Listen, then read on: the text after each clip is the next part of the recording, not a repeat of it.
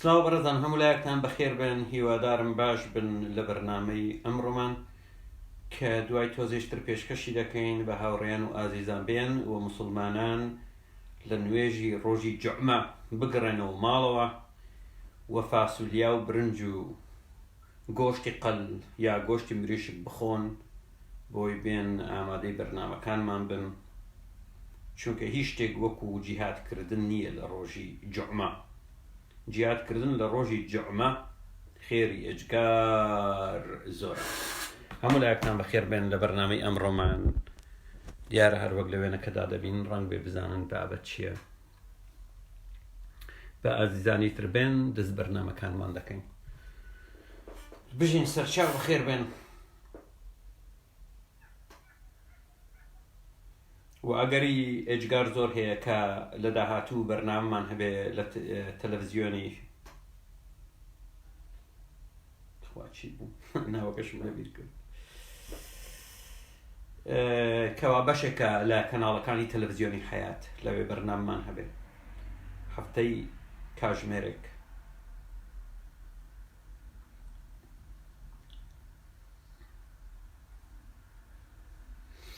بەڵێ بەڕێزان،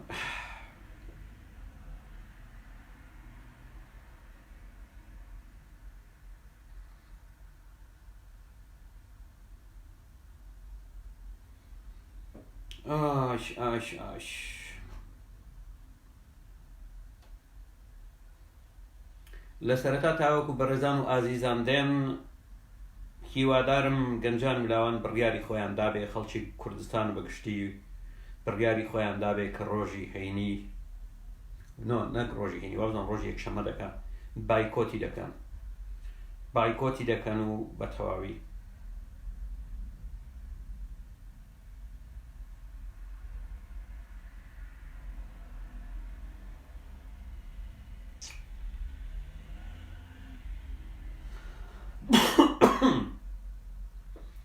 ئەو بەرنامەی ئەمڕۆم بەرنامەیەکی دوور و درێژ دەبێ، بەڵام هیوادارم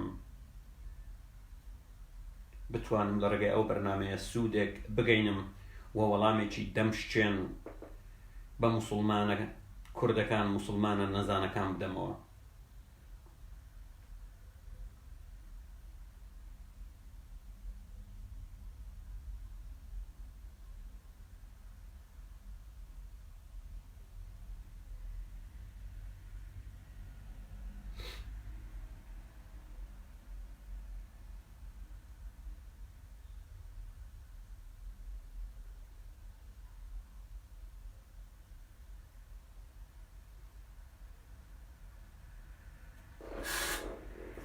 باشە بەڕێزان، با دەست بەرنامەی ئەمڕۆمان بکەین. بەرنامەی ئەمڕۆمان هەروەک دەبینن سەرچاو هەموولایەکتان بەخێر بێن، ببورن بە کامێرەکەی باوسوڕێنم. بەرنامەی ئەمڕۆکەماندا وەڵام دەدەینەوە بە درۆی تەحریمکردنی کۆیلایەتی بە شێوەیەکی تەدریجی لە ئیسلامدا. موسڵمانان چەندەها سەدەیە خەریکی درۆن، بە تایبەتی موسڵمانانی کورد. کامە موسڵمانی کورد؟ ئەو موسڵمانە کوردە دەبەنگانەی کە یەک حرفی عەرەبی نازانن، تەنانەت پێیان وایە لە قورئانەکەیان سوڕەتی دوبر و سوڕەتی فەرج و سوڕەتی نیکاح هەیە، دێن ڕۆژانە لێرە و لەوێ لە لایڤی کەسانێکی تر قسە دەکەن کە ئیسلام کۆیلایەتی تەحریم کردیە و ئیسلام کۆیلایەتی لەناو بردیە، بەڵام نەک بە شێوەیەکی کوتوپڕ بەڵکو بە شێوەیەکی تەدریجی. بۆچی؟ چکە خەڵکی دوورگەی عەرەبی لە کۆیلایەتی لێ ڕاهات بوون، هەروەک چۆن لە خەمر خواردنەوە لێ ڕاهات بوون. چۆن خەمر بە شێوەیەکی تەدریجی لە ڕێگای هەنگاو بە هەنگاو 23 ساڵی خایەن تاوەکو تەحریم کرا، ئەوە مەوزوعی کۆیلایەتیش پێویستی بەوە بوو کە لە پرۆسەیەکی زەمەنی تەحریم بکرێ. ئەی مەوزوعی تەبەنی، مەوزوعی تەبەنی پێویستی بەوەی نەدەکرد، تەنها پێویستی بەوەی دەکرد پێغەمبەری ئەڵڵا سەردانی ماڵی زەید بکە و پەردەکەی بەردەرگای زەینەب بای شەماڵ لێ بدە کە ئەڵڵا جان بینێرێ، پەردەکە لا بچی، زەینەب بەڕووتی ببینێ و پێغەمبەر بڵێ سوبحانە یا مقلب القلوب. اینجا لەوێوە ئەڵڵا جان دەقێکی قورئان دابەزێنی، بڵێ فەلەمما قەضا زەید منها وەتەرا زەوەجناکەها لە ڕێگای ئەم دەقەوە تەواو تەبەنیکردن لە ئیسلامدا حرام کرا. دنیایەکی سەیرە. إن الله لا يستحي من الحق. الله شرم ناکا لە حەق، بەڵام شەرمی کردووە لەوەی کۆیلایەتی وملك اليمين کە کۆیلەیە حرام بکە، بەڵام شەرمی نەکردیە بۆ نێوگەڵی محەممەدی نازدار صلى الله عليه وسلم با صلواتێکی لەسەر لێ بدەین. اللهم صل على هذا الشيطان اسمه محمد بن آمنة كما صليت على إبراهيم. اللهم لعن محمدا كما باركت إبراهيم. اللهم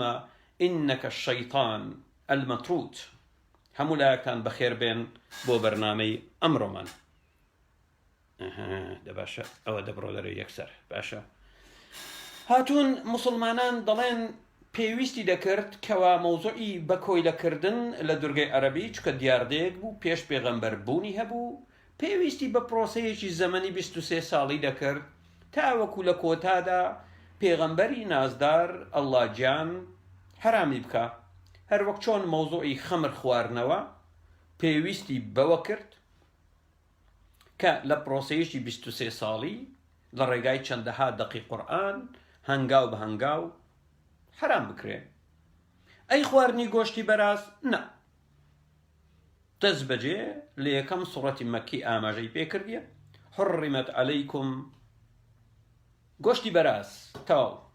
لێتان حرام کرا، کوت و پڕ ڕایگرە. عەجیب. ئەی تەبەنی ناتەبەنی تەنها پێویستی بەوەی دەکرد محەممەد باوکی کەس نییە،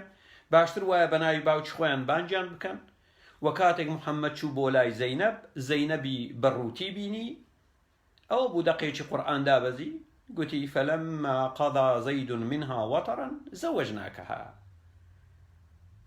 لكي لا يكون حرجا على المؤمنين. بۆی نەبی بە حەرەج لەسەر مسلمانان کاتێک بیانەوەی هاوسەرگیری لەگەڵ ژنی کوڕم متەبەنیەکەیان بکەن، کاتێک کوڕم متەبەنیەکەیان تەلاقیان دەدەن، پێویستیان پێ نامینێ. ئەمە زۆر مهم بوو کە ئەڵڵا دەست بەجێ لە ڕێگای یەک دەق حرامی بکە، چکە مەوزوعەکە پەیوەندی بە نێوگەڵی پێغەمبەری نازدارمانەوە هەبوو. وە زۆر مەسائیلی تر ئەمڕۆ کە دەین وەڵامی ئەم درۆیە دەدەینەوە، دانە بە دانە پێیدا دەین، و لە ڕێگای ئەو کارێک کە ئەمڕۆکە دەیخەمە بەردەم ئێوەی بەڕێز و ئازیز بۆتان ڕوون دەبێتەوە کە خەدیجە چ دەور و تەئسیرێکی لەسەر حەمەی کوڕی ئامە هەبووە و چ دەور و تەئسیرێکی لەسەر نووسینەوەی قورئان هەبووە.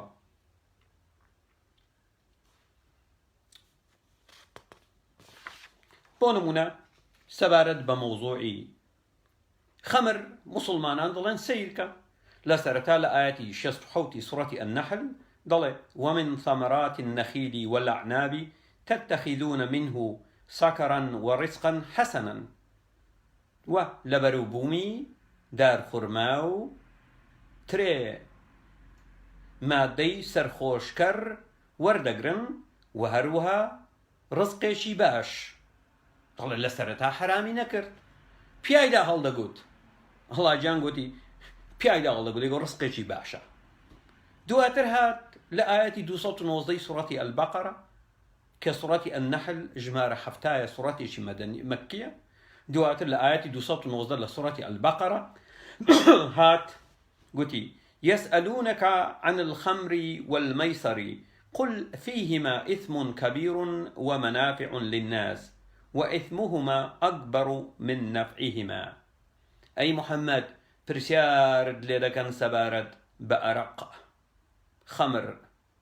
وهروها تیر و کەوان و قمار. بڵێ گوناحی گەورەیان تێدایە بەڵام سوودیشیان تێدایە، بەڵام گوناحەکەیان گەورەترە لە سوودەکەیان. محەممەد گیان پێمان دەڵێ قمار سوودی تێدایە لەو دەقەدا، بەڵام چییە؟ لە سەرەتا دەڵێ ڕزقێکی باش، دواتر هاتووە دەڵێتن گوناحی گەورەی تێدایە و سوودی تێدایە. بەڵام گوناحەکەی زیاترە لە سوودەکە هێشتا حرام نەکراوە. دواتر لە ئاەتی 43 سوڕەتی ئەننیسا کە لە ساڵی سێیەمی کۆچی واتە لە مەدینە دادەبەزێ دەڵێت یا ئەیها الذين آمنوا لا تقربوا الصلاة وانتم سكارى حتى تعلموا ما تقولون. هۆی سمێڵ قوتان، هۆی ئیمانداران، نزیک نوێشکردن مەکەون، نوێژ مەکەن کاتێک سەرخۆشن تا ئەو کاتەی بەهۆش خۆتان دێنەوە و دەزانن لە کاتی نوێشکردن چی دەڵێن. حرامی نەکردو بزانە خطوە بە خطوە هەنگاو بە هەنگاو هاتیە، هەنگاو بە هەنگاو،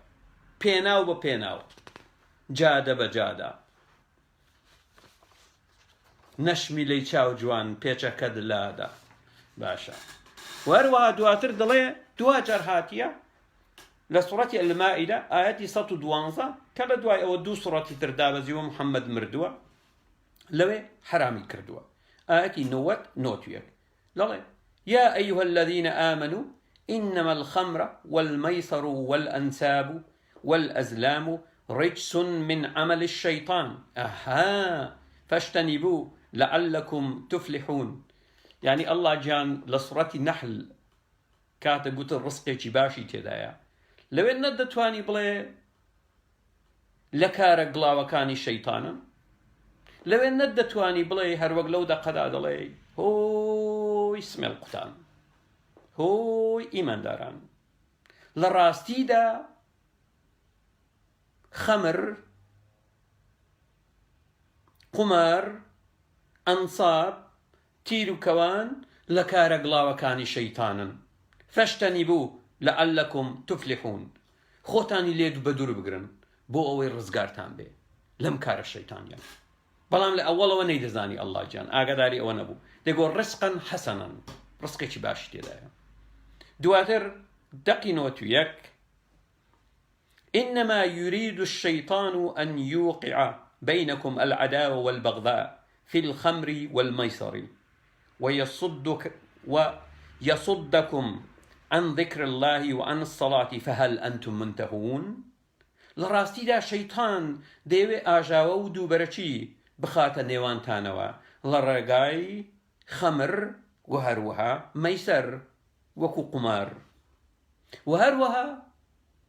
برنگارتان بيتوا لرقاي خواردنوا ياخد دورتان بخاتوا لذكري الله ولا نوش كردن. ئەرێ کورە بابی بابم تەواو نەبوون فهل أنتم منتهون. الله جام پرسیار دەکا فهل أنتم منتهون، ئەرێ دەستبەرداری نەبوون؟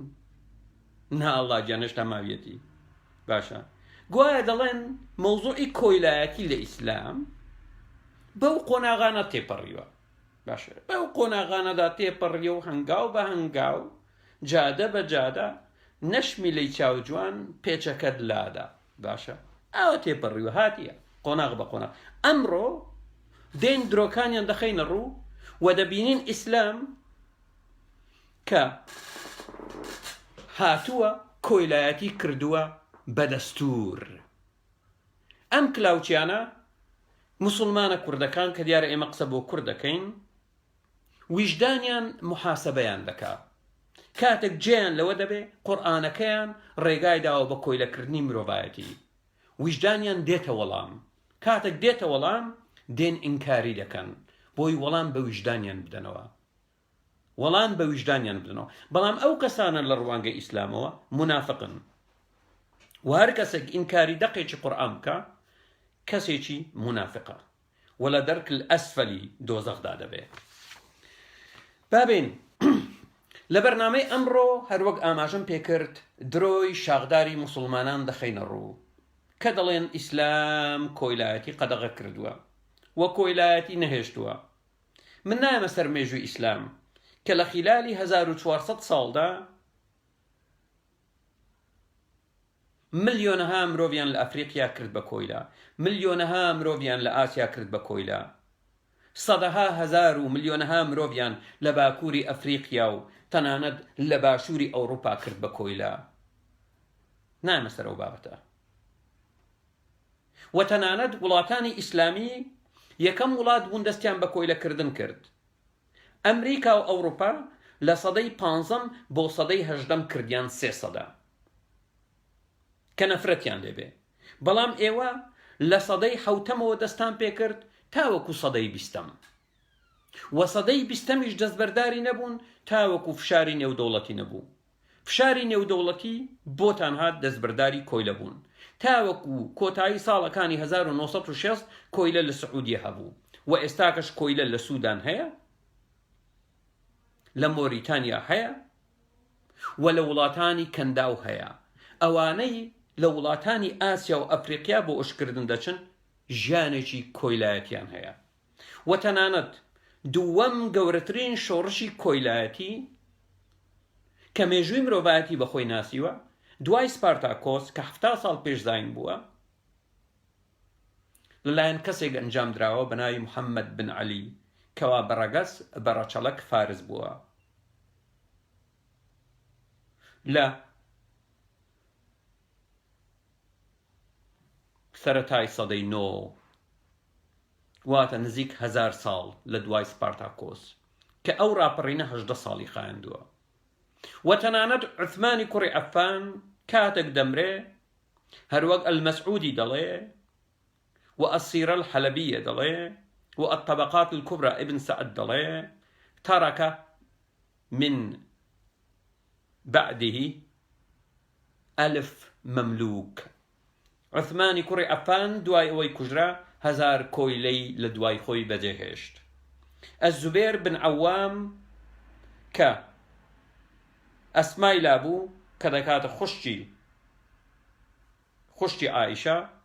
کاتێک هاوسەرگیری لەگەڵ ئەسما کرد چۆ بۆ مەدینە کەرێکیاندایە بەخێر کەری نەبوو. کاتێک مرد ترك من بعده 1000 مملوك 1000 کۆیلەی بەجێهێشت. عائیشە جارێکیان بە گوێرەی بوخاری کتاب الآداب کێشەی دەبی لەگەڵ عەبدوڵڵا بن زوبێر ئەوە لە دوای مردنی محەممەد سوێن دەخوا کە قسە لەگەڵ عەبدوڵڵا بن زوبێر نەکا کە دەکا کوڕی خوشتی، بەڵام دواتر ناچار دەبێ قسەی لەگەڵ دەکا نەزرەکەی دەشتێنێ بۆ ئەوەی کە نەزرەکەی خۆی دەشتێنی 40 کۆیلە ئازاد دەکا. دادا عائیشە ئەو کۆیلانەی لە چێ بوو؟ دادا عائیشە ئەو کۆیلانەی لە چێ بوو؟ ئەڵڵا گیان وەکو حۆریەکان ئینشەئناهونە ئینشاء وەکو غیلمان و ولدانەکان لە ئاسمان دروستی دەکرد و لە ماڵی دادا عائیشە دای دەبەزاند. محەممەد کاتێک دەمرێ 67 کۆیلەی لە دوای خۆی بەجێ دێلی. عومەری کوڕی خەتاب کۆیلەیەک دەیکوژێ ئەبوو لولووە. بازاری کۆیلەتان هەبوو لە دیمەشق، لە مەککە، لە مەدینە. اینجا هاتوون ئەوانەی کردوشیانە زۆربەی زۆریان عەرەب بوون. موسڵمانی دەبەنجی کورد بە عەرەب دەڵێت تۆ لە قورئان تێنەگەیشتی، تۆ لە زمانی عەرەبی نازانی، ڕێگا بە من بدە موسڵمانی تڕکەنی کورد لەگەڵەوەش عەرەبی نازانم و نازانم لە قورئانەکە چەند سوورەت هەیە، من دێم لە خۆمەوە دەڵێم کۆیلایەتی لە قورئاندانیە. مەوزوعەکە بڕایەوە لەگەڵ ئەوەش بڕوام وایە سوورەتێک هەیە بە ناوی سوورەتی نیکاح و سوورەتێک هەیە بە ناوی سوورەتی فروج و سوورەتێک هەیە بە ناوی سوورەتی دوبر. بەڵام من دێم ئێوە تێنەگەیشتون، ئەی موسڵمانانی عەرەب ئێوە لە قورئان تێنەگەیشتون. قورئان بە زمانی من دابەزیوە زمانی کوردیە. هەروەک دەبەنجێکمان بینین تەلەڤیزیۆن دەڵێ گەر ئیسلام نەبوایە زمانی کوردی لەناو دەچوو. ئەوە ڕەنگ بیگوێی لە دەقەکانی پشتیوان عەبدوڵڵا بێ قورئانی بە کوردی خوێند بێتەوە. بەڵێ کاتێک دەڵێتن أعوذ بالشيطان من الإله الرجيم بسم الهبل العظيم كرهوی مسلمانانی ترکەنی زرتەزەلایم ئەگەر چوون بۆ گووکردن لە دەشت و لە بیابان لە گووکردن گەڕانەوە ویستان خۆتان پاکەنەوە پاکردنێکی ئارام و جوانیان ویان دەستان بەرکەوت بەدەستی ژنان و خانمانیان تەیەمم بکەن بە خۆڵی سووری کوردستانیان صدق الشيطان العظيم. دەترسێم ئەو تڕکەنە گوێ لە ئاەتەکانی پشتیوان عەبدوڵڵا بوو بێ وابزانێکەوە قورئان بە کوردی نووسراوە، وازانی بێ قورئان بە کوردی نووسراوە، گوێی لەو دەقانەی پشتیوان عەبدوڵڵا بێ کاتێک بە کوردی دەخوێنێتەوە وایزانی قورئان بە کوردی نووسراوە. لە تەلەڤیزیۆن دەڵێتن ئەگەر هات و ئیسلام نەبووایە قورئان نەبووایە زمانی کوردی نەدەما. با بێنە سەر بابەتی خۆمان.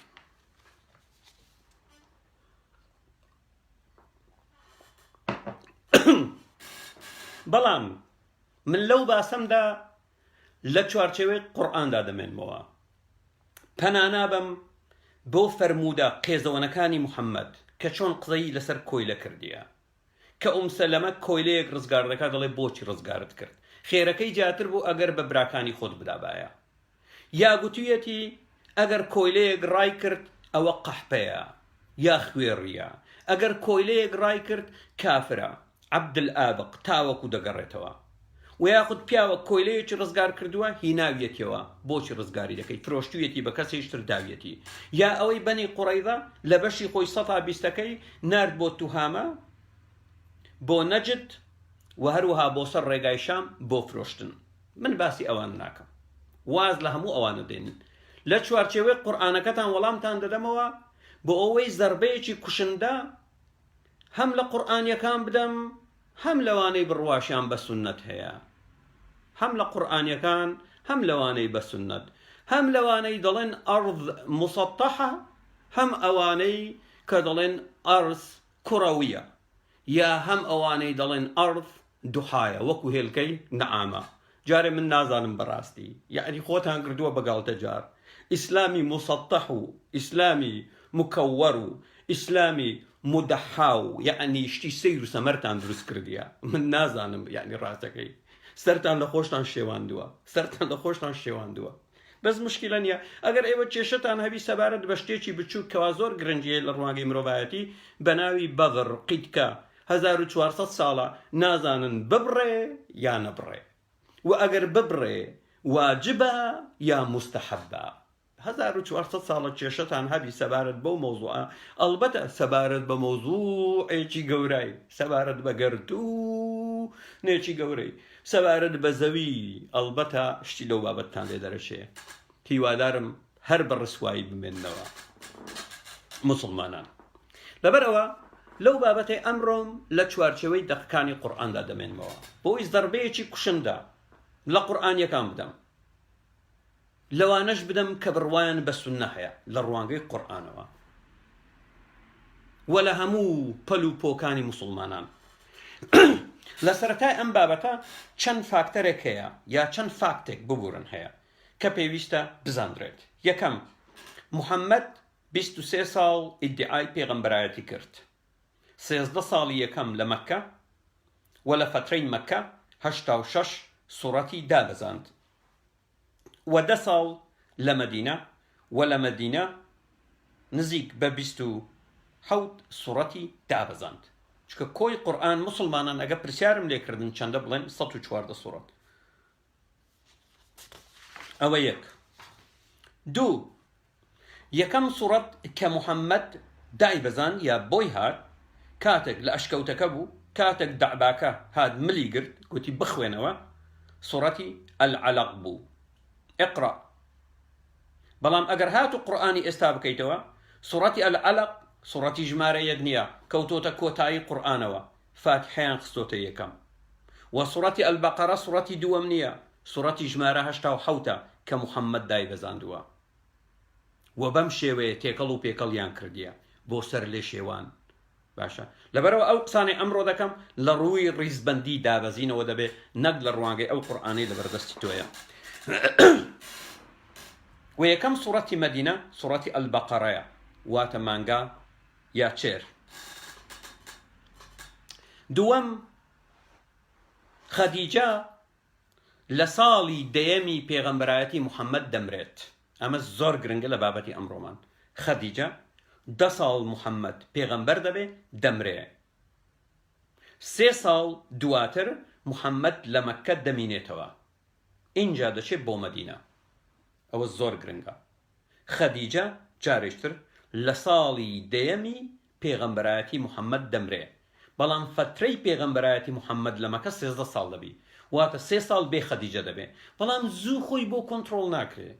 هەرچەند مانگێکی کەم لە دوای مردنی خەدیجە ڕۆحی ڕەوان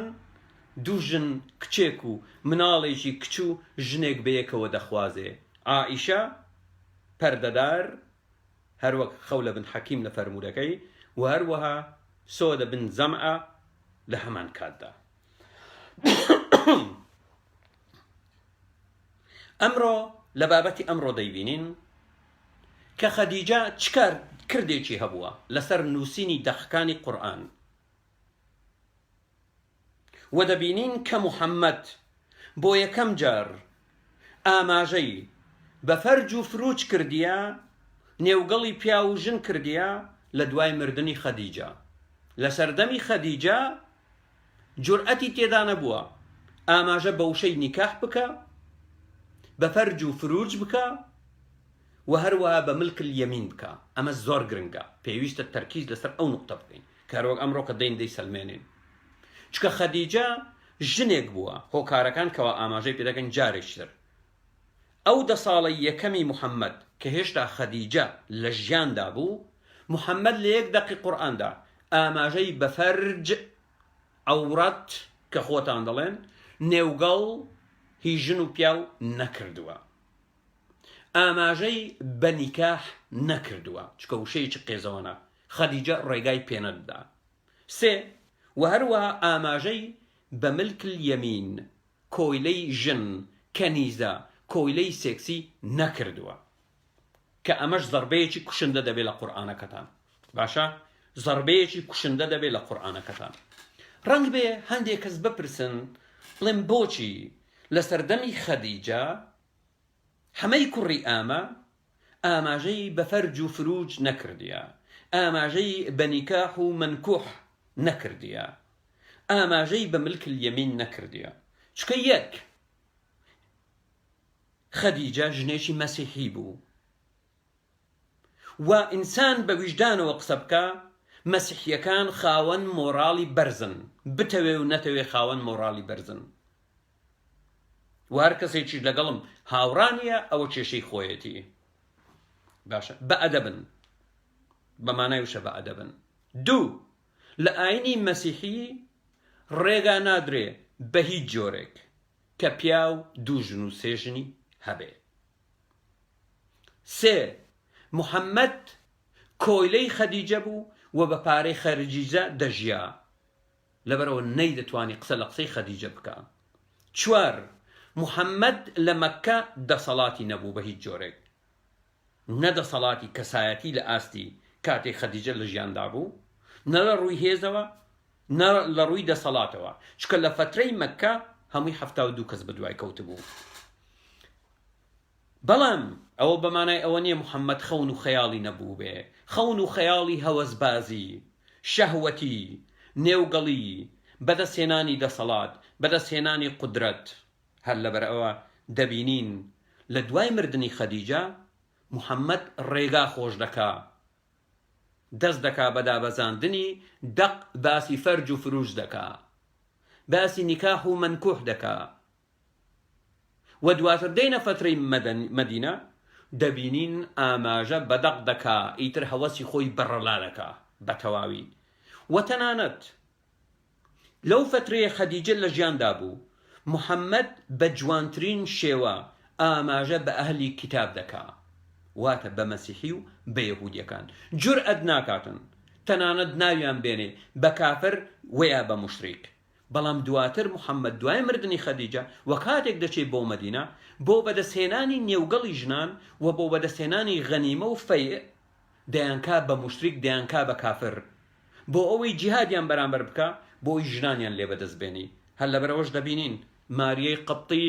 مەسیحی بوو، سەفیە یەهودی بوو، ڕەیحانە یەهودی بوو، جوەیریە یەهودی بوو، هەر هەمووی یەهودی بوون. محەممەد یەک ملک یەمینی نەبوو کە عەرەب بێ، هەر هەمووی یەهودی و مەسیحی بوون. ئەمە زۆر گرنگە ئەم خاڵە، تەرکیزی لەسەر بکەم بەڕێزان. هەموو ملک یەمین کەنیزە واتە کۆیلەی سێکسی محەممەد بریتی بوون لە یەهودی، بریتی بوون لە مەسیحی، عەرەبی تێدا نەبوو.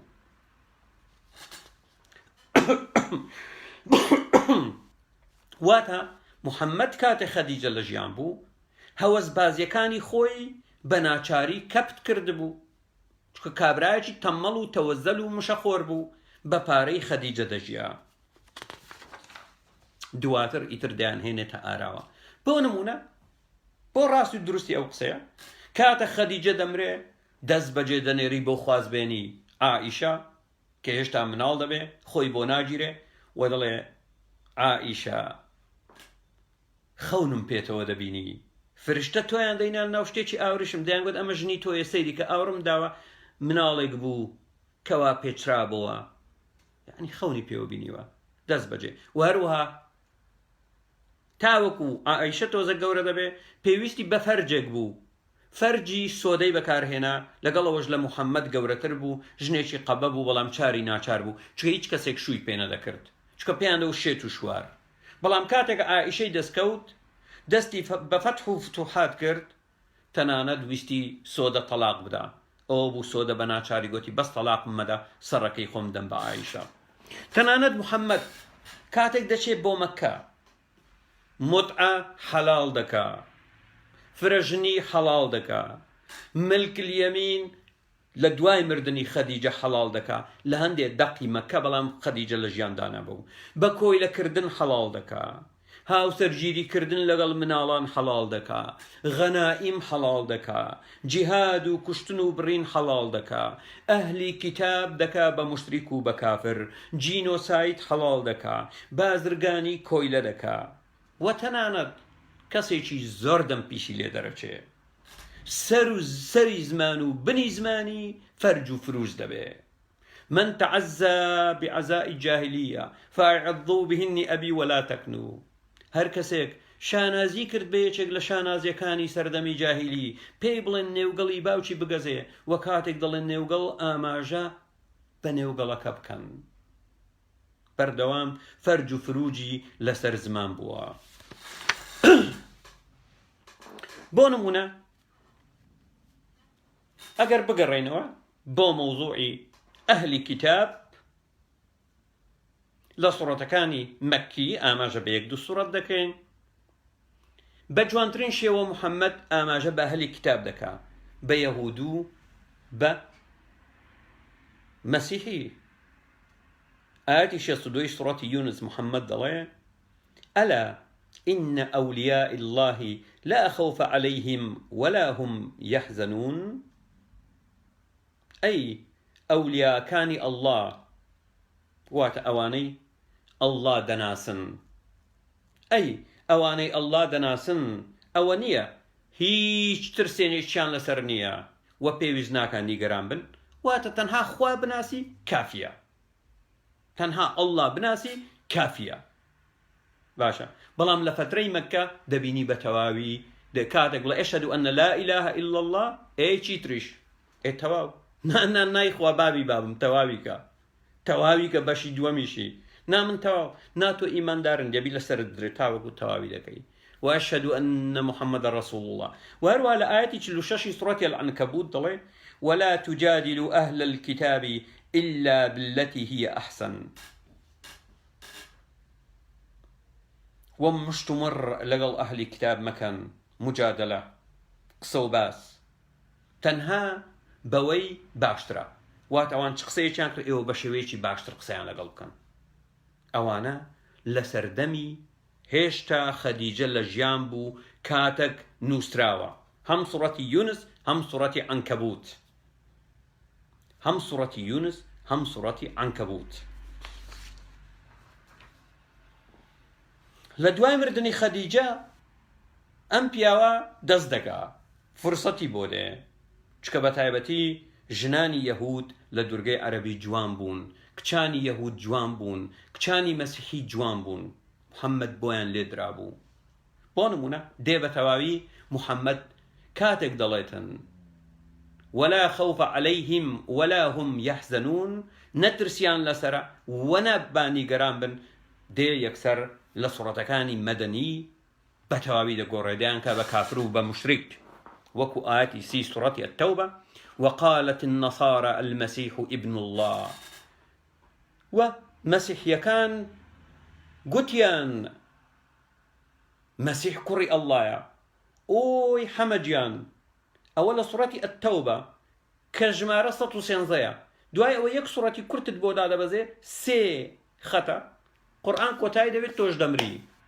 یعنی 22 ساڵ 23 ساڵ قورئانت دابەزان، ئەو دەقەت لەبیر نەبوو لە سەرەتاوە بڵێ وقالت النصارى المسيح ابن الله، چکە قالت باز لە ڕابردوو دەکا. بەڵام کەچی تۆ دەڵێ لا خوف عليهم ولا هم يحزنون لە سوڕەتەکانی مەککە، دواتر هاتی لە تەوبە و قسە دەکەی. و هەروەها بۆ نمونە لە ئاەتی 113 سوڕەتی البەقەرە دەڵێ وقالت اليهود ليست النصارى على شيء وقالت النصارى ليست اليهود على شيء. دووبەرەچی و یەهودیەکان دەڵێن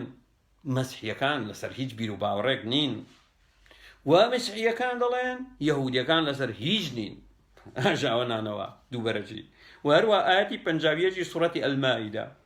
لە کاتێکدا ئینسانی محتەرەم بوون کاتە خەدیجە لە ژیان داما بوو، ئێستا هاتی شەڕ دەفرۆشی.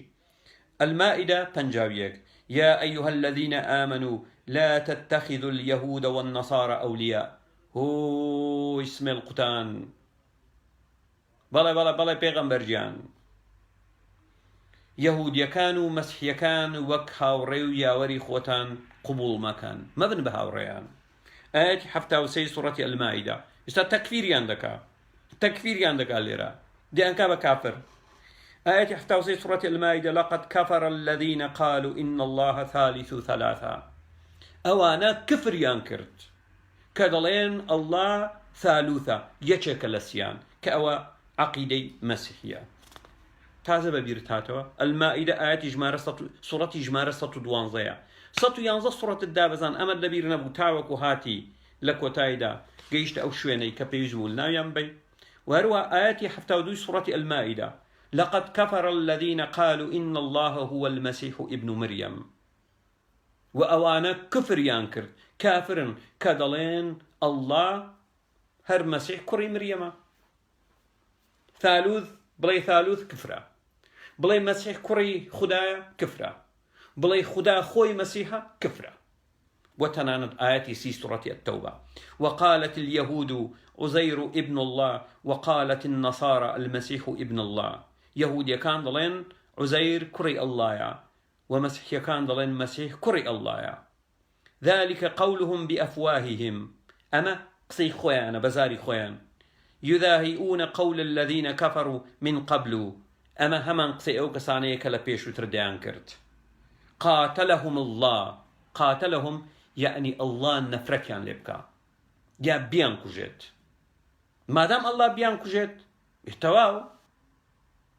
تۆش وەکو مسلمان دەبی بیان کوژی، باشە وەکو مسلمان دەبی بیان کوژی. بۆچی ئەم گۆڕانکاریانە، بۆچی ئەم دەقانە لە مەدینە لە کاتێکدا بە تایبەتی غایب بوو لە مەککە، بە تایبەتی کاتێک خەدیجە لە ژیان بوو؟ چکە محەممەد دەیەوێت هەوەس و خەونەکانی بهێنێتە دی، کابرایەکی شەهوەت باز بووە. هەروەک گوتم ژمارەیەکی زۆر ملک اليەمینی هەبووە، بەڵام هەر هەمووی بریتی بوون لە یەهودی و لە مەسیحی. عەرەبی تێدا نەبووە ملک اليەمینی محەممەد، کەنیزەکی محەممەد تێیدا نەبووە، عەرەبی تێدا نەبووە. و هەموو کۆی لەو کەنیزەکانی لە یەهودی و مەسیحی بوون: جوەیریە، ڕەیحانە، ماریە قبطی، سەفیە. و کاتێک محەممەد هەروەک بینیمان یەهودی و مەسیحیەکان تەکفیر دەکا، دەیانکا بە کافر و مشرک، ئیتر تەواو حکمی تری بەدوا دادێ. هەروەک ئاەتی 73 سوڕەتی التەوبە دەڵێ: يا أيها النبي جاهد الكفار والمنافقين واغلظ عليهم ومأواهم جهنم وبئس المصير. ئەی پێغەمبەر جیهاد بکە دژ بە کافرەکان و منافقەکان و لەگەڵیان تند و تیژ بە چونکە ئەوانە جێگایان دۆزەخە و دۆزەخ خراپترین چارەنووس. مادام ئەڵڵا بیان کوژێ و مشرکن و کافرن و جێگایان دۆزەخە کەواتە جیهادیان لەسەر حەڵاڵ بوو. هەمووی لە پێناوچی لە پێناو ئەوەی محەممەد ئیتر هەوەس و ئارەزوەکانی خۆی بەدەست بێنێ و تەنانەت لە پێناو ئەوەی چکە ناکۆچی هەیە لە نێوان دەقەکانی مەککە لەگەڵ دەقەکانی مەدینە محەممەد بیرۆکەی ناسخ و منسوخ دادێنی. باشە ئەڵڵا دەڵێتن ئەگەر هات و ویستمان دەقێکمان لەبیر کرد یا دەقێکمان لابرد ئەوە دەقێکی باشتر یا هاوچەشن دێنین. لە کاتێکدا دەڵێ لا مبدلە لکەلیماتیه یا لکەلیمەتیه، لە کاتێکدا هیچ گۆڕانکاریەک بەسەر بڕیاری قسەی ئەڵڵا دانایە، بەڵام ناسخ و منسوخمان هەیە. ئاگادار بە هۆکارەکانی ناسخ و منسوخ زۆرن لە قورئاندا. یەکەچیان ئاەتی شەیطانیە، چکە قورئان پڕیەتی لە ئاەتی شەیطانی، یەکێک لەوانە سوڕەتی ئەنەجم. دوو، محەممەد شتی لەبیر کردووە و فەرمودەی زۆریش هەیە لە ڕابردوو ئاماژەمان پێی کردیە ناسخ و منسوخی داهێناوە. محەممەد بە گوێرەی مەزاجی خۆی شتی گوتووە و شتی نووسیوە، دواتر لێیان پرسیوە تۆ ئاوات گوت و ئێستاش ئاوات دەڵێ ها ئەوی پێشترمان نەسخ کرد. وهروەها بۆ نەسخکردنی دەقەکانی مەککە دەربارەی یەهودی و مەسیحیەکان، چکە بە ئەهلی کتابیان دادەنێ بە خوداناسیان دادەنێ نەسخ دەکا بۆ ئەوی جیهادیان بەرامبەر بکە ئەوەی دەوێ بەدەستی بینی. واتە ئەو کارەی کردی هەر وەک بینیمان لە ڕێگای دەقەکان ناسخ و منسوخ گۆڕینی دەقەکان بە گۆشەی 180 پلەک محەممەد فەرزی جیهادی کرد دژ بە ئەهلی کتاب و هەروەها ڕاوڕوت فەرهوت بە کۆیلەکردن بە کەنیزەکردن، هەر وەک ئەمڕۆکە دەین ئاماژەی پێ دەکەین. بۆ نمونە ئاەتی 46 سوڕەتی العنکەبوت کە لە سەردەمی خەدیجە دابەزیوە چاری ناچار بووە، دەڵێتن ولا تجادلوا أهل الكتاب إلا بالتي هي أحسن إلا الذين ظلموا منهم. ومناقشة وقفتقو لقل أهل الكتاب مكان تاوكو بقسيق نبي كباشتر بي واتا أي مسلمانا كاتك قفتقويا لقل دكان قسي إيوة جوانتر بي باشتر بي تورا مبن جوين مدن أو مكان. الطبري ما بيضلين قوله ولا تجادلوا أهل الكتاب إلا بالتي هي أحسن ثم نسخ بعد ذلك فأمر بقتالهم في سورة البراءة. طبعا أمدق دواتر الله نسخي كرت وفرماني كرت كشر دج بأهل الكتاب بكري لسورة البراءة شكا ناكري لدقيق دا بلي وقاتلوا لدقيق دابلي ولا تجادلوا أهل الكتاب إلا بالتي هي أحسن أمدو دجبيكن لبروا ضلي ثم نسخ بعد ذلك فأمر بقتالهم في سورة البراءة ضلي أمدق نسخ بو لرقاي دقيقي سورة براءة كما بستي آياتي بستنويا ولا مجادلة أشد من السيف وضلي هيج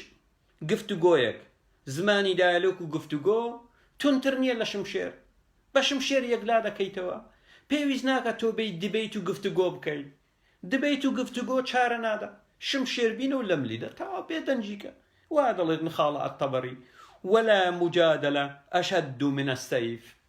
و هیچ گفتوگۆ و دایلۆک و دبیتێک کاریگەری نییە بەقەت شمشێر، لەبەرەوە شمشێرەکە باشترە. أن يقاتل حتى يشهدوا أن لا إله إلا الله وأن محمد رسول الله أو يقر بالخراج. طلع تاوكو دبي الشريان بكري تاوكو شهادي دين ضل نشهد أن لا إله إلا الله وأشهد أن محمد رسول الله أجرنا دبي جزية بدن نسخبو. آياتي 256 سورة البقرة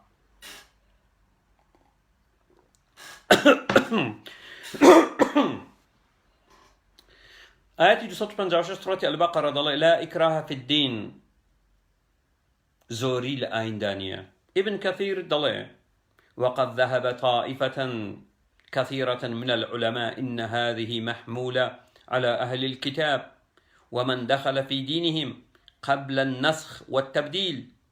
إذا بذلوا الجزية. وابن كثير دڵێ زۆرێک لە زانایانی ئیسلام دەڵێن ئەم ئاەتە تایبەتە بە ئەهلی کتاب و هەر کەسێک لە ئاینەکەی خۆیدا بمینێتەوە بە مەرجێک جزیە بدەن، بە مەرجێک جزیە بدەن. باشە ئیدا ئەگەر جزیاندا زۆریان لێ ناکەی طبیعیە، ئەگەر جزیەت نەدا دەی بکوژدرێ. طلع وقال آخرون بل هذه منسوخة بآية القتال. هندش ضلنا دبي جزية بدن هندش ضلنا نخر أمام منسوخة بآية قتال شمشير. وإنه يجب أن يدعى جميع الأمم في الدين الحنيفي دين الإسلام. ودبت همو ملتك بين سر آيني إسلام آيني حنيف آيني إسلام آيني محترم آيني إسلام. إن الدين عند الله إسلام. قبول ناكره باشا. بولمنا آمج بآياتي توبة آياتي بستنورك وهروا قاتلوا الذين لا يؤمنون بالله ولا باليوم الآخر ولا يحرمون ما حرم الله ورسوله ولا يدينون دين الحق من الذين أوتوا الكتاب حتى يعطوا الجزية عن يد وهم صاغرون. شرب كان دجباني إيمانيا بالله وإيمانيا بالروج آخر نية وهروها أو حرامنا كان كالله وفي غمرك حراميان كرديا وهروها بيادي آيني حق واتا آيني إسلامنا كان لچه لواني پرتوچيان بوهاتوا واتا مسيحي يهوديا كان تاوكو واتا شريان كان تاوكو قاتلوا حتى يعطوا شريان كان تاوكو جزية بدستيك دادن دقلوش صار شور دبن. ابن كثير وهذه الآية الكريمة نزلت أول أمر بقتال أهل الكتاب بعدما تمهدت أمور المشركين ودخل الناس في دين الله أفواجا. وضليت ابن كثير أم آية برزا بيروزا دابزي يكم جار أم آية بيروزا دابزي بو شركردن برانبر بأهل الكتاب يكم جار الله فرمان دكا شر بكردش بأهل الكتاب دواي أوي كمسلي إسلام برامبر بمشركة كان يقلابوا وخلق ببول لعرب هاتنا ناو آيني إسلام. فلما استقامت جزيرة العرب كاتك جزيرة درجة عربي جيربو أمر الله ورسوله بقتال الله بيغمركي فرمانيان كرد بقتالي أهل الكتابين اليهود والنصارى. شرب كان دجبة خاوني دو برتوككا يهودي مسيحي كان. وهروها التوبة آية حفتة وسي سورة التوبة يا أيها النبي جاهدوا الكفار والمنافقين واغلظ عليهم ومأواهم جهنم وبئس المصير. أي بيغمبري شيطان أي محمد كري آما جهاد بك دجب كافر كان ومنافق كان وتندو تيج بلغليان چونك كافر كان أو مولغيان دوزخا ودوزخ خرابترين چارنوز. كاتك دلي الكفار ما بستي أهل كتابة ما بستي هر كافر اشترا شكل الروانجي إسلام وروق نشان مندا لصورتكاني مدينة محمد يهودي ومسيحي ومجوسي همو دكابة كافر يا مشتري. ابن كثير دلي عن علي بن أبي طالب قلتي أنه قال بعث رسول الله ب4 أسياف. علي بن أبي طالب لشروبيام آية دلي پیغمبری الله نردرا به 4 شمشیر یک شمشیرش نبو مسلمانان 4 شمشیر هرچند محمد نزدیک 30 شمشیری هبوا ناویشی لیان ناو برنامه یک دبی من پیشکشتانی دکم بون من اسپیچی دبی ناوی دلدل کرشی دبی ناوی یعفور دبی شمشیرش دبی ناوی ذوالفقار دبی دواتر دیدا با علی باشا. طلب پیغمبری الله به 4 شمشیر نردرا سيف للمشركين شمشيرك بو مشركة كان سيف للكفار أهل الكتاب شمشيرك بو كافركاني أهل الكتاب. هشتا مشركة كان باشترن بد برستكاني درجة عربي مشركن شكوانا بد برسنو الله ده برسن بلام لروانجي إسلاموا يهودي ومسيحي كان كافرن بتواوي. سيف للكفار أهل الكتاب سيف للمنافقين شمشيرك بو منافق كان استحمي كري آمل لجيان دابايا همو مسلمان كردكاني دا كشت شمشيرك دبر قنجان وآوا شكميان هاتون درو لقل دخكان دكان. وسيف للبغاة وسيفك بو أواني كوا سربيج كرم. وتنانت لآية سطنوت ويجي سورة البقرة ضلي ولا تقاتلوهم عند المسجد الحرام حتى يقاتلوكم. وأي محمد أي مسلمانان شري كافر ومشرك كان مكان لاي كعبة تاوكو أوان شرطان نكن چونك بيش إسلام كعبة بيروز بوا ولا چوار مانگ شر كردن حرام بوا. ابن كثير ضلي هذه أول آية نزل في القتال بالمدينة ضلي أما سورة البقرة يكم سورة المدينة دابزيوا هر محمد كوچ كرد بو مدينة دستي كرد بدابزيني سورة بقرة ولا سورة بقرة لآية سطنوت يكم ولا تقاتلوهم عند المسجد الحرام حتى يقاتلوكم لسرتا آياتك وقاتلوهم حتى نازانم شي بەڵام یەکەم دادەبەزین دەست بە کوشتن دەکات چونکە عەقدی هەبوو لە بەرنامەی پێش و ئاماژەم پێکرد ئەوس خەزرەج سەعالیکەکان سەعلوکەکان هەتاوەکو دوایی. ابن كثير ضلي هذه أول آية نزلت في القتال بالمدينة ضلي أما يكم آية دابزي كفرمان بشر وكشتن دكا وهذه منسوخة بقوله ودواتر ضلي أم دقش نسخ كرا فاقتلوا المشركين حيث وجدتموهم آية بينجي سورة التوبة ضلي دواتر الله أم دقشي نسخ كرد قلت نا چکە دقی ئاەتی پێ سوڕەت دڵێ لە هەر کوێک تووشیان بوون بیان کوژن کەعبەیە ناکەعبەیە چکە ئەو دەقە دڵێ نابێ لای مەسجدی حرام لای کەعبە شەڕیان بکەن تاوەکو شەڕتان نەکەن بەڵام ئاەتی پێنج دڵێ لە هەر کوێیەک تووشیان بوون ومحمد خۆی لە کەعبە خەڵکی کوشتیوە. الطبري وقد نسخ الله تعالى ذكر هذه الآية بقوله وقاتلوهم حتى لا تكون فتنة وقوله فاقتلوا المشركين حيث وجدتموهم. طبري دڵێ ئەم دەقەش نەسخ بووە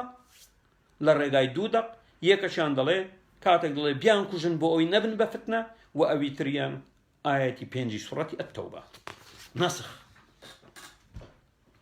دەستدرێژی بۆ سەر ژنان لە ژێرناوی ملک اليەمین بزانین کەی محەممەد ئاماژەی بە ملک اليەمین کردووە.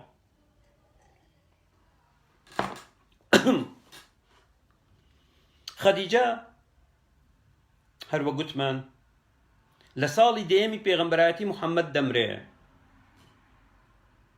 دوای مردنی خەدیجە تقریبا کاتێک سوڕەتی پێش سوڕەتی النەحل دەمرێ کە ژمارە هەفتایە. لە سوڕەتی المؤمنون ئاەتی 5 و 6 سوڕەتی المؤمنون ژمارە 74 واتە خەدیجە مردبوو ئەو کات و دواتر محەممەد هەمان دەق لە ئاەتی 29 سوڕەتی المەعارج دووبارە دەکاتەوە کە سوڕەتی المەعارج لە کۆتایی فترەی مەکیدا بەزیوە ژمارە 79 دووبارە واتە خەدیجە لە ژیاندا نەمابوو. محەممەد چی دڵێ یەکەم جارە ئاماژە بە ملک اليەمین دەکات دوای خەدیجە کورە دەڵێ مردم خۆ ئەو ژنە چی بوو تووشم ببوو باوکە ڕۆ لەسرم بوو بە کەڵەگا من خەریکە شێت بم بۆ فەرج و فروچ خۆ منی مردان باوکە ڕۆ 15 ساڵە من گەورەتر بوو کورە خۆ شێت ببووم ڕێگای نەدەبەکەی خۆمان بشعرێنیشن باسی فەرج و فروج بکەین. ئێستا لە کۆڵمان بۆ تۆزێک با باسی فەرج و فروج بکەین لە دەقەکانی قورئان لە خۆشیان محەممەد هاتی دووبارەی کردوتەوە. یەکەم جار ئاماژە بە یەکەم دەق محەممەد ئاماژە بە فەرج دەکا لە هەمان دەق ئاماژە بە ملک اليەمین دەکا فەرج و ملک اليەمین بێکەوە. چۆنە لە دوای مردنی خەدیجە فەرج واتە نێوگەڵ و هەروەها ملک اليەمین کەنیزە بێکەوە لە هەمان دەق. چۆنە ئەوەندە لە دڵی پەنجی خوارد بۆەوە کاتێک دەمرێ یەکسەر دەری دەبڕێت چی دەڵێ هەروە گوتم دوای خەدیجە المؤمنون ئاەتی 5 و 6 والذين لفروجهم حافظون إلا على أزواجهم أو ما ملكت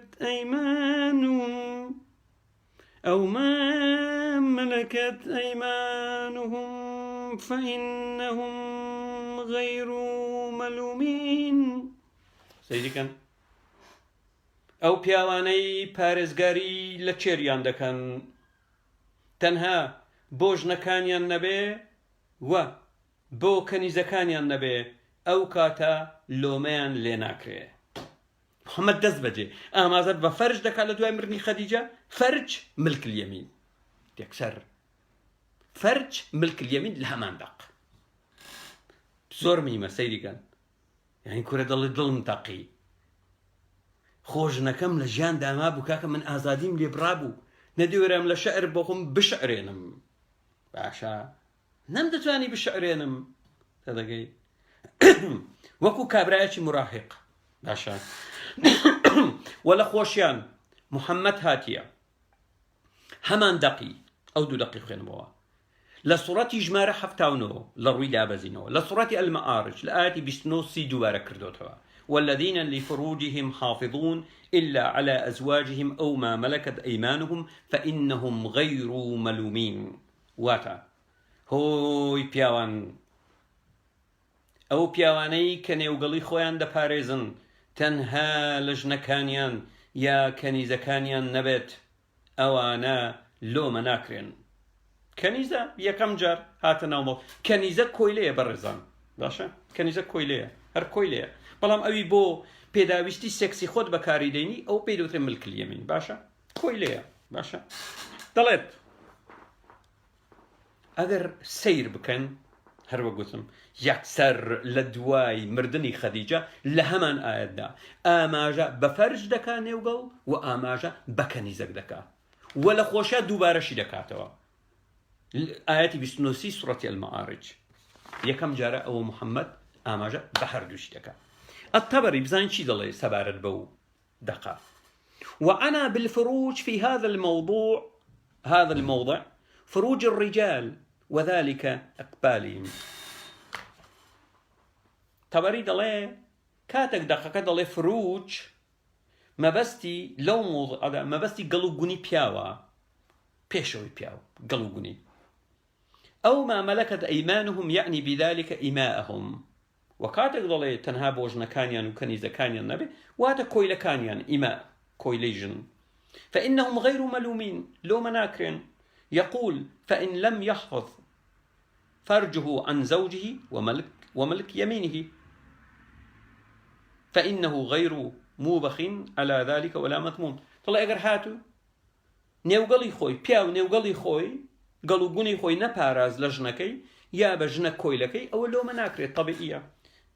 ولا هو بفعله ذلك راكب ذنبا يلام عليه ولا رجاء أم كارو ضليتن جناحي نكردوا ما في خويتي والله رجاء بيداوا والقرطبي ضلي أي من أزواجهم اللاتي حل الله لهم أو ما ملكت أيمانهم واتا بياوان بويان هي نيوغلي خوان نباريزن لنيوغلي جنكانيان ولا نيوغلي جنكوي لكانيان وهذا يقتضي تحريم الزنا وما قلنا من الاستمناء ونكاح المتعة وأمكارا دبيته هوي باراستني مروف لزنا وقوي وازنا نبتن توجنك بقري بزوري آقاي لهيزني هيرج دكي بوستر قندكي ديهيني بزوري دزرج دكي تسر وقوي زنا نبي وضلي أما باشا بدور الدقري لزنا لدسبر ولا نكاح متعة لأن المتمتع بها لا تجري مجرى الزوجات كلام حالته ده ونابد بجند جاجن ناقريتوا ولا ترث ولا تورث وجني كنيزك نميرات قرد دبي نهيج وحتى وكدواي واروها ابن كثير ولا يقربون سوى أزواجهم التي أحلها الله لهم وما ملكت أيمانهم من السرار ومن تعاطى ما أحله الله له فلا لوم عليه ولا حرج دڵێ ئەو پیاوانەی کە دڵێ ئەڵڵا دەڵێتن ئەی پیاوان نێوگەڵتان حەڵاڵە بۆ نێوگەڵی ژنەکاتان یا بۆ لێوگەڵی ملک اليەمین ئەوانەی کەوا لە کاتی جیهاد دەیانگرن و دەڵێتن هەر شتێک ئەڵڵا دابی ئەوە حەڵاڵە و لۆمەی لەسەر ناکرێت ئەڵڵا داویەتی ئەڵڵا نێوگەڵی کەنیزەی بۆ پیاوانی موسڵمان بەدەستێناوە باشە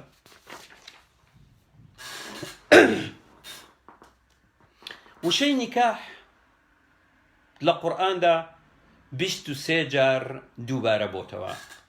بەتاک بەجەمع بەموثەنا 23 جار یەک جار لە سوڕەتی مەککی ئاماژەی پێکراوە ئاەتی 27 سوڕەتی القصص قال إني أريد أن أنكحك إحدى ابنتي هاتين كاتك لوط كاتك دين دەیانەوێت دەستدرێژی بکەنە سەر فرشتەکان دەڵێتن من یەکێک لە کچەکانی خۆمتان دەدەمێ بۆ ئەوەی سەکسی لەگەڵ بکەم نیکاح تاکە جار لە سوڕەتی مەککە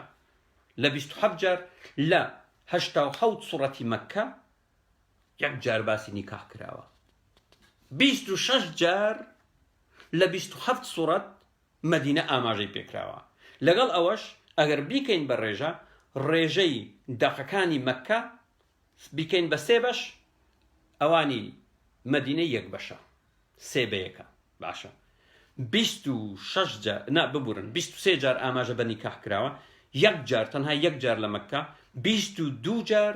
لەشێ لە مەدینە محەممەد ئازاد بوو خەدیجەی لە کۆر بووە خەنی بوو بۆ خۆی باسی فەرج و فروج و نیکاح و منکوح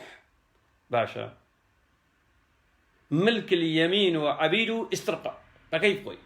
ئاماژەی پێ دەکا نەما کێشەی نەما 2 3 و 4 وهبك ومطعيك فلما قضى زيد منها وطرا زوجناكها وامرأة مؤمنة إن وهبت نفسها للنبي وإن أراد النبي أن يستنكحها خالصة لك توا كابرا سربست بو يعني دابيتي لختي إتر هينوا تنانت پێش ئەوی بگەڕێنەوە تۆزێکی با بگەڕێنە دووەوە کاتێک خەدیجە لە ژیاندا بوو سیرکە ئەوە هیچ باسی ملک اليمینی نەکردە و گوتمان باسی نیکاحی نەکردووە باسی فەرج و فروجی نەکرد چکە نیکاح وشەیەکی زۆر قێزەوەنە بەڵکو محەممەد باسی چی کردێ سیرکەن لە سەردەمی خەدیجە ئاەتی 189 سوڕەتی الأعراف چی دەڵێ سیرکەن هو الذي خلقكم من نفس واحدة وجعل منها زوجها ليسكن إليها زوج هاوسر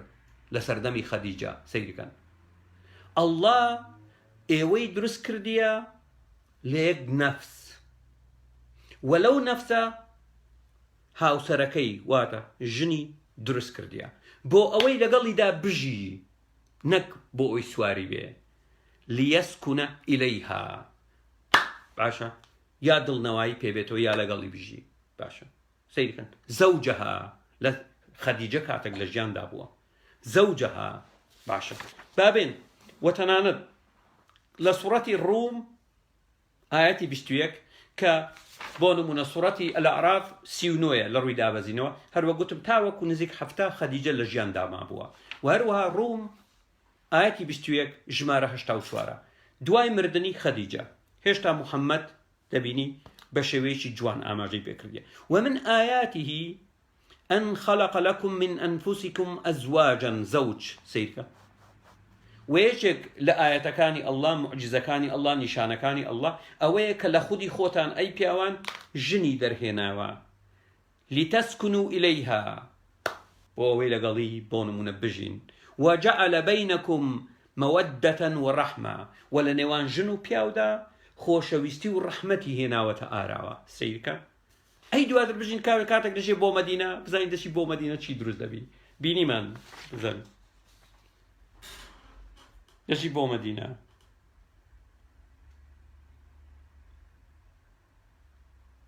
يكم آية سي سورة النساء بيشتي تريشي بلا من تنا آماجة بوي لكم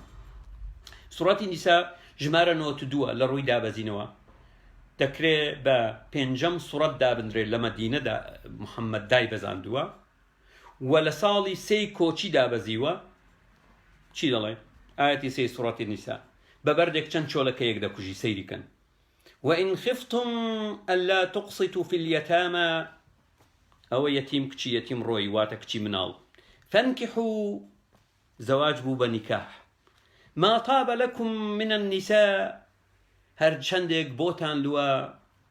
مثنى دودو وثلاث سيسي والرباع چوار فإن خفتم ألا تعدلوا وأجر ترسان دات برورنبون فواحدة يكجن أو ما ملكت أيمانكم وياخذ كنيزة لقل كنيزة يشكو بيوزناك دات برور بي سيك أو دقة شي من بيدلي يك بشوداني كشي منال دو نكاح بكاردني نكاح بكاردين لا شويني زواج چندێک بۆتان کرا دوور و سێ چوار دەرگای کردەوە بۆی ڕێگا بۆ خۆی خۆش بکە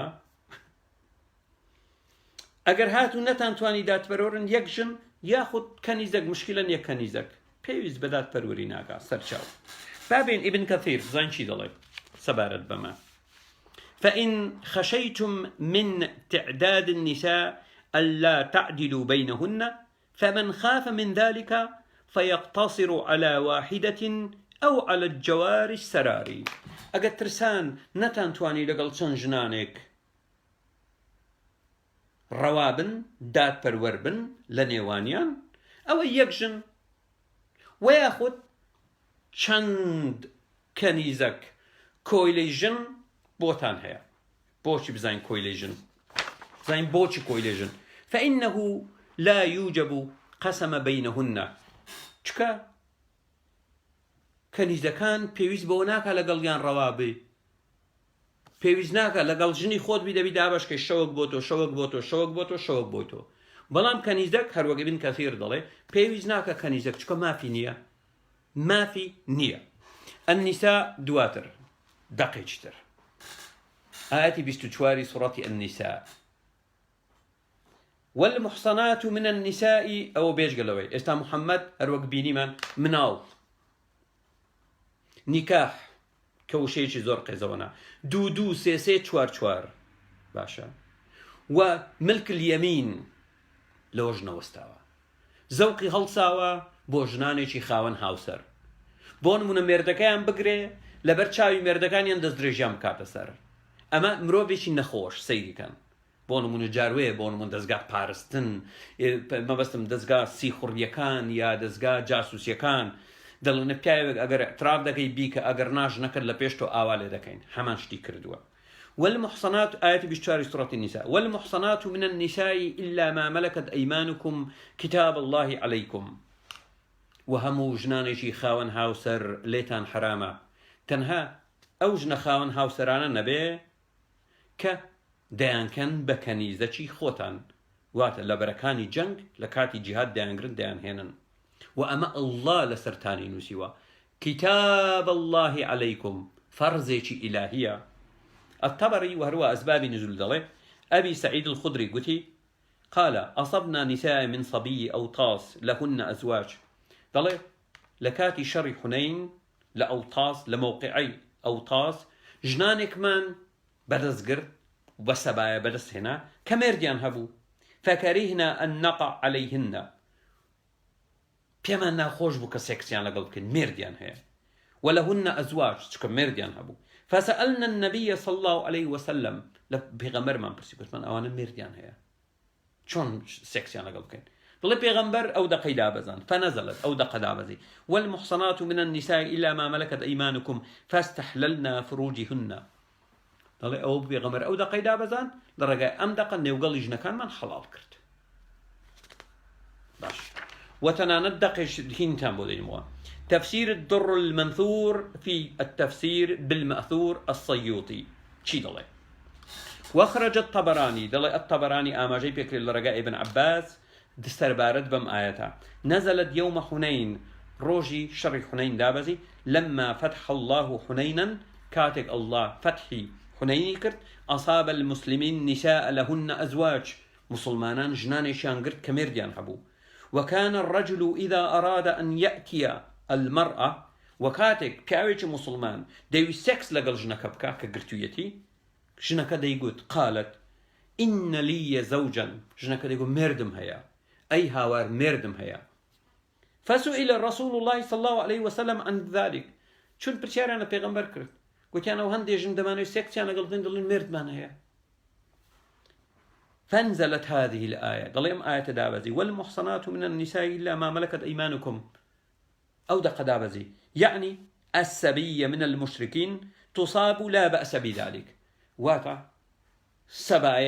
سەبایە شەڕ کە مشرکن گرتووتانن مردیان هەیە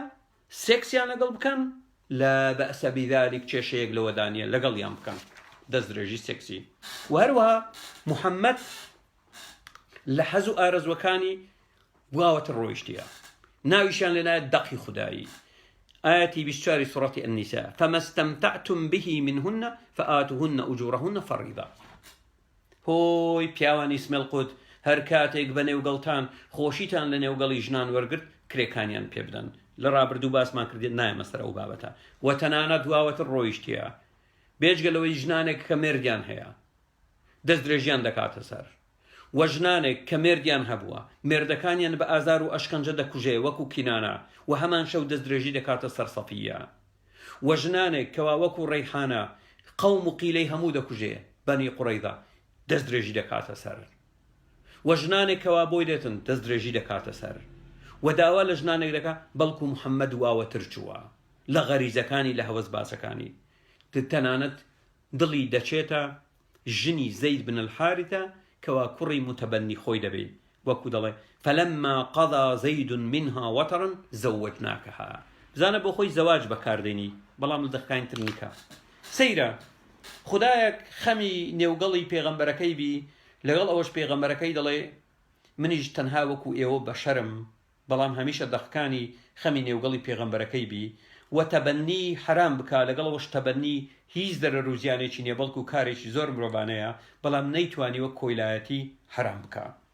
و دواتر واوەتر دەچێ محەممەد تەنان هەر ژنێکی ئیماندار مێردیشی هەبێ غەزبەن لەسەرەتی بۆ حەمەی کوڕی ئامە تەلاقی بدا تا ئەو کاتێ حەمەی کوڕی ئامە پێویستی پێدەبی بۆ سێکس وامرأة مؤمنة إن وهبت نفسها للنبي وإن أراد النبي أن يستنكحها خالصة لك آية 5 سورة الأحزاب ولو واوترش شوى دەتوانی بۆ خۆت گڕ بدەی حەز لە ژنێک بی گڕی بدەی بڵێەوە بۆ منە بۆ هیچ کەس نییە جاری تۆ دانیشە تا وەکو بانگت دەکەم ترجي من تشاء منهن وتؤوي من تشاء بابین دەقەکانی قورئان ئێستاکە بینیمان ئەو گۆڕانکاریە کەوا چۆن هاتۆتە ئاراوە ئێمە ئاوا قورئانەکەتان دەخوێنەوە وەکو ئێوە نییە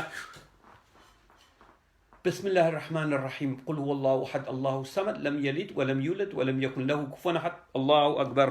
الله أكبر سمع الله لمن برد أبو هريرة تندد قرت يا بابي بابم بريدة الله أكبر ئەوها ناخوێنینەوە ئێمە دەشینە بنجوو بنەوانیەوە لە ڕووی تەریخیەوە چۆن دابەزیوە گۆڕانکاریەکە چۆن بووە بۆ ئەوەی بگەینە بنجوو بنەوانی قورئانەکەتانەوە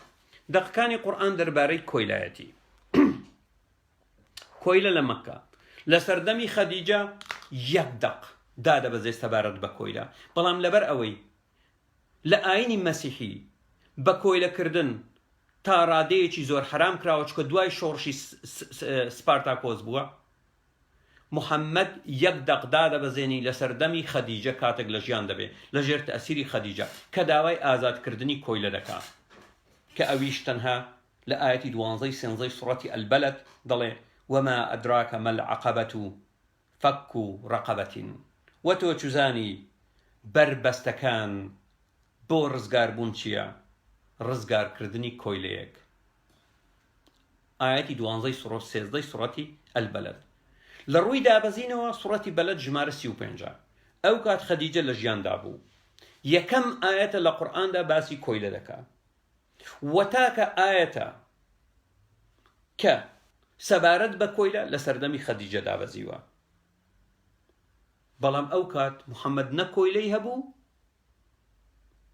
نەهێز و توانای هەبوو وەکو دەسەڵاتێک وایە بەڕێزان تۆ کاتێک معارزی پەیامی پرشنگدار بەرز دەکەیتەوە وەکو حیزبە معارزەکان دیموکراتی بۆ عێراق و مافی چارەی خۆنووسین بۆ گەلی کورد ئێمە لە بەرنامەکانماندا بە دوای جێبەجێکردنی خاڵەکانی جارنامەی گەردوونی مافی مرۆڤین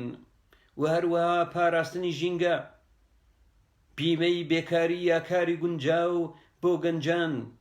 بەڵام کاتێک هاتی بۆ دەسەڵات هیدر دنیایەکی ترە هەمان حاڵەتە باشە دوای ئەوە بۆ نمونە لە دوای مردنی خەدیجە سوڕەتی النەحل ئاەتی 71 مسلمانان خۆیان کێشەیان هەیە سەبارەت بە سوڕەتی نەحل دڵن تێکەڵێکە لە ئاەتی مەکی و مەدەنی بۆ نمونە بەڵام دێ ئەڵڵا نمونە دێنێتەوە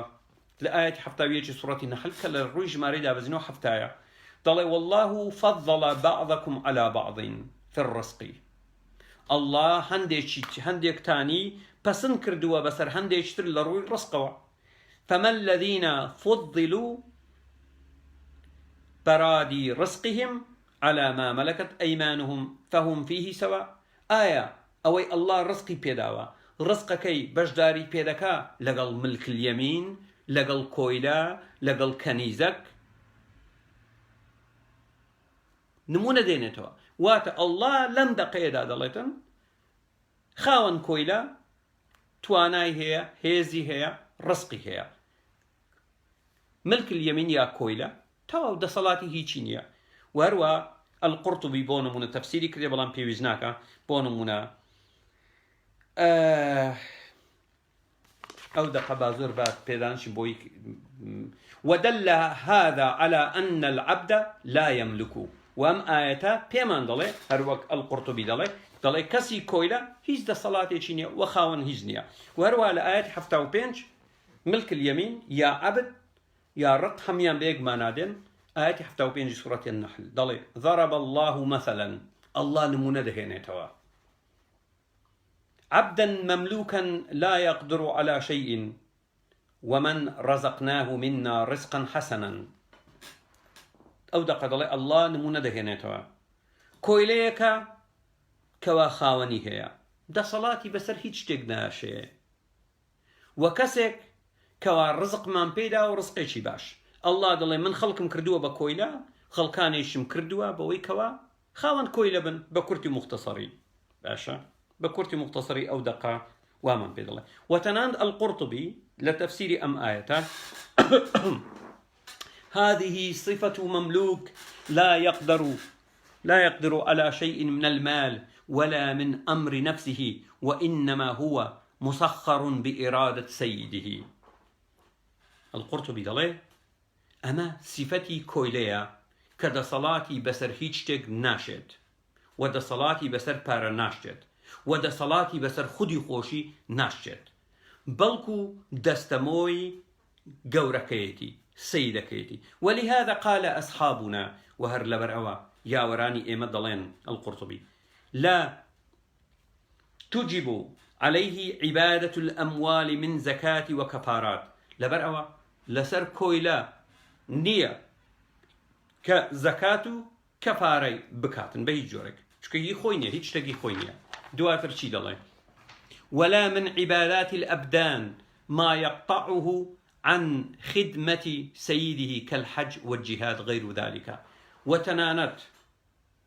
أو عبادتاني كبيوستي بلش هيا لش ديبري وكوشي كبيوستي بسفرو هاتو شوهي دور هيا أو عبادتانا وكوشي وكو حج لسر كويلة واجبنية جهاد لسر كويلة واجبنية وشتيت ريج لسر كويلة واجبنية بوشي چکە ئەمە مەشغوڵی دەکات لە خزمەتی گەورەکەی ما يقطعه ئەوەی دەیبڕێ عن خدمەتی سەیدیه واتە حەج واجب نییە لەسەر کۆیلە جیهاد واجب نییە چکە حەج و جیهاد تەواو دەیبڕێنێت لە خزمەتی سەیدەکەی گەورەکەی وەدەڵێ بۆی هەیە یەطەها یعنی سێکسی لەگەڵ بکە باشا با ودواتر لهمان كيندا هاتو دلي وقال رسول الله جعل رزقي تحت ظل رمحي طلب بيغمري الله قوتي رزق كم كوتجير سيبري شمش رمح كم وأرزاق أمتي من سنابيك خيلها وأسنة رمحها فالغنيمة كلها رزق طلي وروا بيغمري الله قوتي رزق كم رزق ملتكم للرقاي سوارچاچی جیهاد بەدەست دێ و لە ڕێگای نێزەی ڕمەکان بەدەست دێ و غەنیمە هەر هەمووی ڕزقە جا کۆیلە بێ چی بێ تاوەکو دوای ئەوە دەبینین ئینجا محەممەد دوای سوڕەتی النەحل سوڕەتی ژمارە 74 دێ هەروەک ئاماژەمان پێکرد المؤمنون 5 و 6 والذين لفروجهم حافظون إلا على أزواجهم أو ما ملكت أيمانهم فإنهم غير ملومين. ومحمد لصورة جمار حفتاونو دوباري كردوتو وكصورة المعارجة بيكبر دوشو لكي كشتيا آما جاي بفرج كرديا وآما جاي بملك اليمين كرديا لهمان صورة دواي أوا آياتي هشتاو چواري صورتي هشتاو چوار دي لروي دابزينوا كصورة الروم ئاەتی 28 کە لە کۆتاییەکانی مەککەوە دابەژیوە. ضرب لكم مثلا الله نمونەتان بۆ دەهێنێتەوە من أنفسكم لەسەر خودی خۆتان هل لكم مما ملكت أيمانكم من شركاء فيما رزقناكم فيه سواء. الله دەڵێتن ئایا لەگەڵ کەنیزەکانتان کۆیلەکانتان شەریکن سەبارەت بەو ڕزقەی ئێمە بە ئێوەمان بەخشیوە؟ واتە وەکو یەک نین. باشە وەکو یەک نین کە دوایە ئینجا هەروەک بینیمان لەو دەخانە کاتە خەدیجە لە ژیان بوو تەنها یەک ئاەت دابەزی سەبارەت بە کۆیلە لە سوڕەتی ئەلبەلەد ئەویش بە شێوەیەکی باشی دەکا وما ئەدراکە مە العەقەبەت فەک ڕەقەبەتین تەواو. و هیچ ئاماژەیەک لە سەردەمی خەدیجە کاتە خەدیجە لە ژیان بوو هیچ ئاماژەیەک بە فەرج و فروج و نیکاح و منکوح و شتی لەو باب ملک اليەمین نەکراوە بە هیچ جۆرێک. ئێستا بابێن بۆ سوڕەتەکانی مەدینە ببورن بابەتەکەم دوور و درێژە بەڵام بە پێویست دەزانم یەک وەڵامی دەمشتێنیان پێ بدەمەوە بە موسڵمانان. یەکەم سوڕەت هاتیە دووبارە لە ئاەتی 177 سوڕەتی ئەلبەقەرە کە یەکەم سوڕەتی مەدەنیە لە ئەخیرەکەی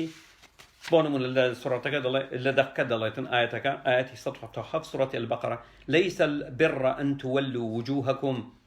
قبل المشرق والمغرب ولكن البر من آمن بالله واليوم الآخر والملائكة والكتاب والنبيين وأتى المال على حبه ذوي القربى واليتامى والمساكين وابن السبيل والسائلين وفي الرقاب. دەڵێ پیاوباشی ئەوە نییە کە ڕووی خۆت وەرجێڕی بۆ خۆرهەڵات و خۆر ئاوا، بەڵکو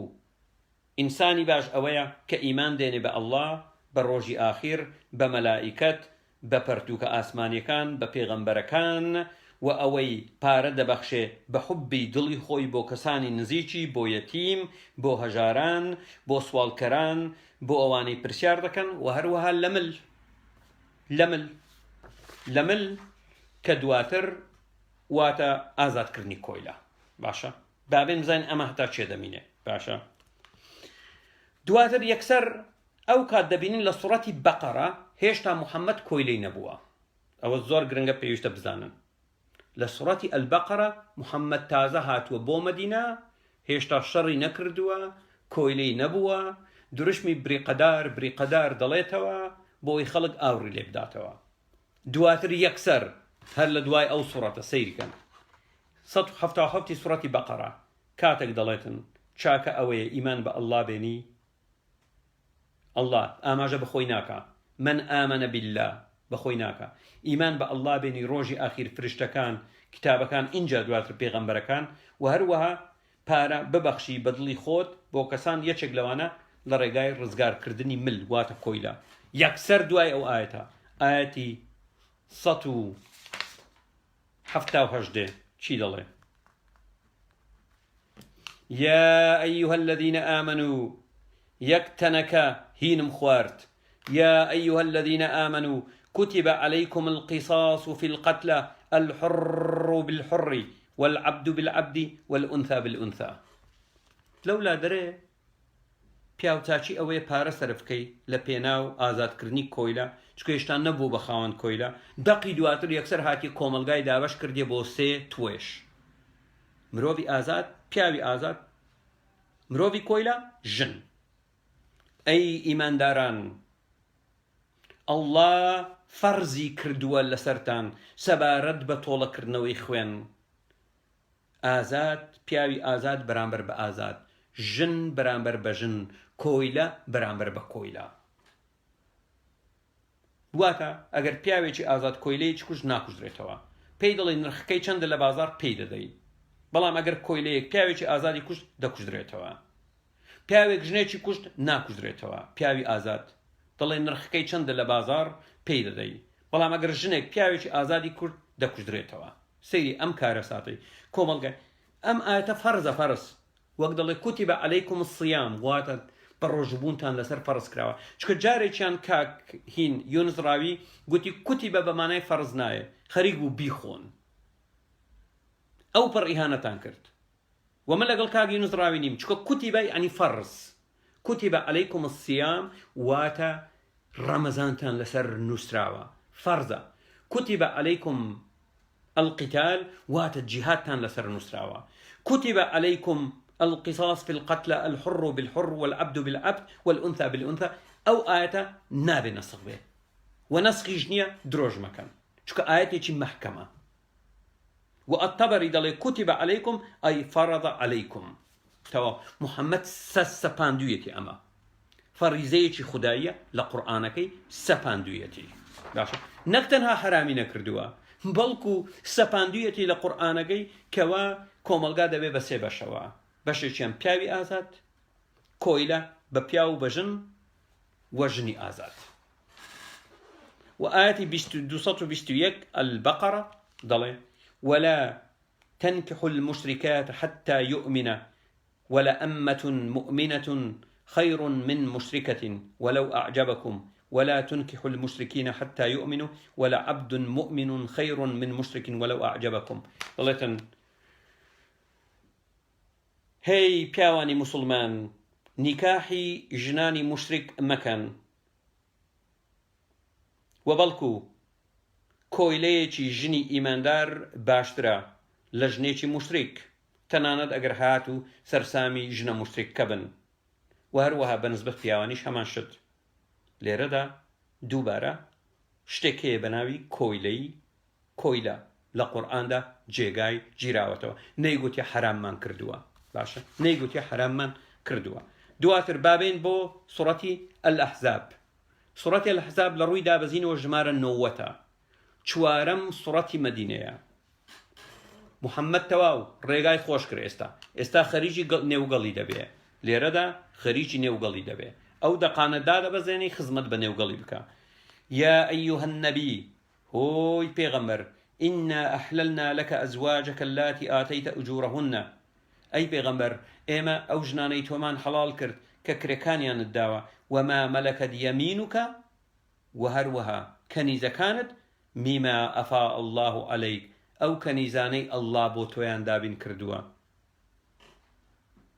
الله كنيزة دابين دكا وما ملكت يمينك مما أفاء الله عليك أو الله بودا بندك وأفاء هروقل سورة الحشر هيا مما أفاء الله من أهل القرى فلله وللرسول أفاء واتوي الله بدستهنا الله ملك اليمين بدستهنا أبو محمد الله أفاء في وضل دواتر وقد علمنا ما فرضنا سيدك فرض وقد علمنا ما فرضنا عليهم بوبياوانيتر وزانيمان ما فرضنا عليهم في أزواجهم وما ملكت أيمانهم وزانيمان كشيمان فرض كردوا بسر بياوانيتر سبارد بجمارج نكانيان وكنيزة كانيان فرض إلهية باشا القرطبي ضلي وما ملكت يمينك أحل الله تعالى السرار لنبيه صلى الله عليه وسلم ولأمته مطلقا ضل الرجاء أمدقة الله كنيزتي بو پیغمبركي خوي حلال كرد أو كنيزاني كلكاتي جهاد بدستيان ديني وهروها بو أمتكي بشويش مطلق واتهر بياويش مسلمان بو هي كنيزتي هبه وهروها بو پیغمبركي وحل الأزواج لنبي عليه الصلاة والسلام مطلقا وهروها لو دقا بيمان دلي جماريج نكاني پیغمبر كراويا چوار جنية وكو بيواني تر بو هي 5 و 6 و 7 و 8 وحله للخلق بعدد تاو الله كنيزك دابين دكا بو بيواني مسلمان بو پیغمبركي وقوله وكاتك الله دلي مما ملكت يمينك مما أفاء الله عليك قوله مما أفاء الله عليك أي رده عليك من الكفار والغنيمة قد تسمى فيئا واتا أوي الله لكافركان أو كنيزكاني أو جناني الله لكافركان بوتوي بدس هناوا وغنيمة دسكوتي جنك بيدوتريت فيئ أي مما أفاء الله عليك من نسائي بالمأخوذ على وجه القهر والغلبة. واتا أو جناني الله بوتوي دابن كردية بهوي زبر زنقو زالبون. وهروى الأحزاب آياتي 52 چی دەڵێ؟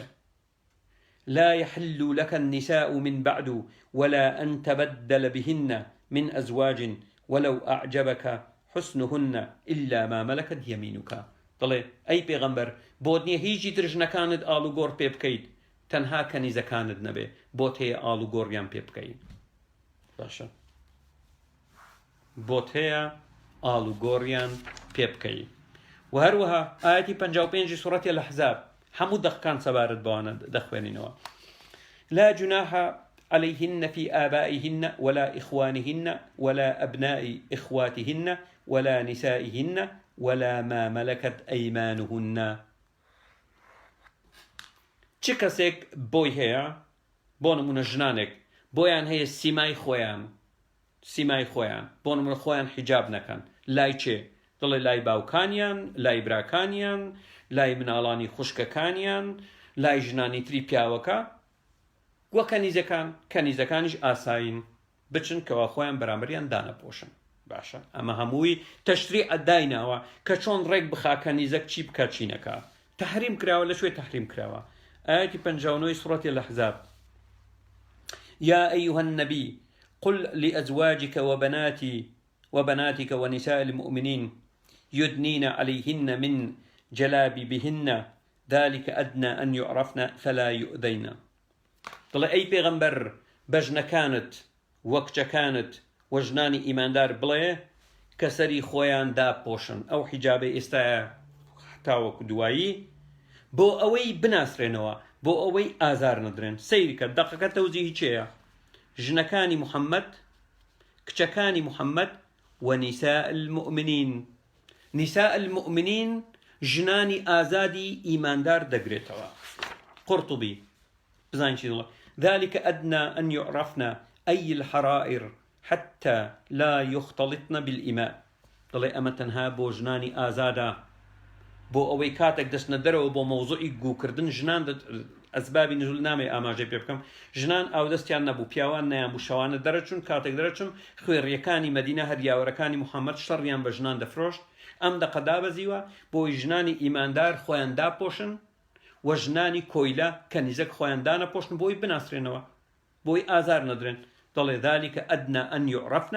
أي الحرائر بۆی ژنە ئازادەکان بناسرێنەوە بۆ ئەوەی لەگەڵ کۆیلەکان تێکەڵ نەبن. ئەو پیاوانەی کەوا ڕێیان لێ دەگرن نەزان کامیان کۆیلەن نەزان کامیان ئازادن. واتە شەڕ بفرۆشی داوای سێکس لە ژنانی کەنیزە بکەیت زۆر طبیعی زۆر ئاساییە. وكان عمر رضي الله عنه وعمر كري خطاب إذا رأى أما كات كويليتي دبيني قد تقنعت كخوي قناع إنكرديا خوي دا بوشيوا ضربها بالدرة محافظة على زي الحرائر. با گۆپاڵ لێی دەدەگوت ئەو پەرچەمەکەت لادا تۆ نابی جلی ژنانی ئازاد بپۆشی بۆ ئەوی بناسرێتەوە. ئیبن کەثیر هەمان شت دەڵێ. چی دەڵێ؟ ئەی إذا فعلن ذلك عرفنا أنهن حرائر لسن بالإماء ولا عواهر.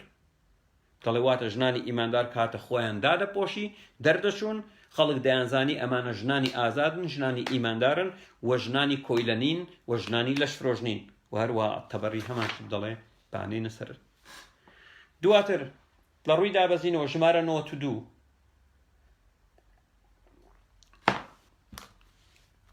سوڕەتی ژمارە 92 النیساء 3 ئاماژەمان پێ کرد بەڵام دووبارە زۆر بە خێرایی لەبەر بابەتەکە. محەممەد دێ اینجا ئەوە نێوگەڵی خۆی حاصل کرد هەروەک بینیمان لە ڕێگای سوڕەتی الأحزاب بوو. دێ ئەو جارە بۆ سوڕەتی نیساء دواتر دابەزیوە. چی دەڵێ؟ فإن خفتم ألا تعدلوا فواحدة أو ما ملكت أيمانكم. هۆی پیاوانی ئیماندار ئەگەر هاتوو نەتانتوانی دادپەروەر بن ئەوە یەک ژن و ئەگەر نەشتان توانی یەک ژن چەند بۆتان دەکرێت لە ملک اليمين. و ئاەتی 24 سوڕەتی النیساء ئاماژەمان پێ کرد والمحصنات من النساء إلا ما ملكت أيمانكم. و ئاەتی 25 سوڕەتی النیساء دەڵێ ومن لم يستطع منكم طولا أن ينكح المؤمنات المحصنات فمما ملكت أيمانكم من فتياتكم المؤمنات هۆی پیاوانی ئیماندار ئەگەر نەتەنتوانی نیکاحی ژنانێکی ئیمانداری ئازاد بکەن ئەو کاتە نیکاحی ئەو ژنە کۆیلە ئیماندارانە بکەن، ژنی کۆیلەی ئیماندار، کەنیزەکی ئیماندار، واتە تاوەکو بتوانی ژنێک بینە کەوا ئازاد بی زەواجی لەگەڵ بکەیت. ئەگەر ئەوە دەست نەکەت نەتوانی اینجا ژنێکی ئیمانداری کۆیلە. و ئەگەر هاتو ئەو ژنە ئیماندارە کۆیلەیە هینات کردت بە ژنی خۆت، ئەگەر کارێکی خراپی کرد بۆ نمونە، ئەگەر ژنێکی ئازاد کارێکی خراپی کرد 100 جەلدی لێدرێ. ئەی ئەو ژنە کۆیلەی کەوا شووی کردیە کارێکی خراپی کرد فاحیشە 50 لێ دەدرێت، چونکە بە نیوە ژن حیسابە. ژن بەخۆی کامل یعنی ناقص العقلە. أي أجر كويلبو ناقص عقل تردبي. فإذا أحصنا فإذا أتينا بفاحشة فعليهن نصف ما على المحصنات من العذاب. أجر دوجن ما نحبو هردو كان إيمان دار، أمان آزاد، أمان كويلة. أجر همان تاوانيان كرد خرابة كاري سزايجنا كويلة كان نيوة دبي چكا بمروفي تواو داناندري.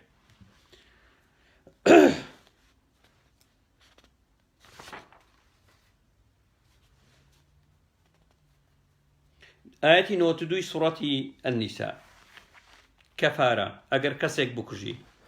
طلي كويليتي إيمان دار رزقار بكا. وما كان لمؤمن أن يقتل مؤمنا إلا خطأ ومن قتل مؤمنا خطأ فتحرير رقبة مؤمنة. بو مسلمان نيا مسلمان بكجي تنها بحلا نبي، وأجر هاتو مسلمانك بحلا كشت أو دبي ملي كويليك رزقار بكا. فمن لم يجد فصيام شهرين متتابعين. بلام أجر كويلد لبو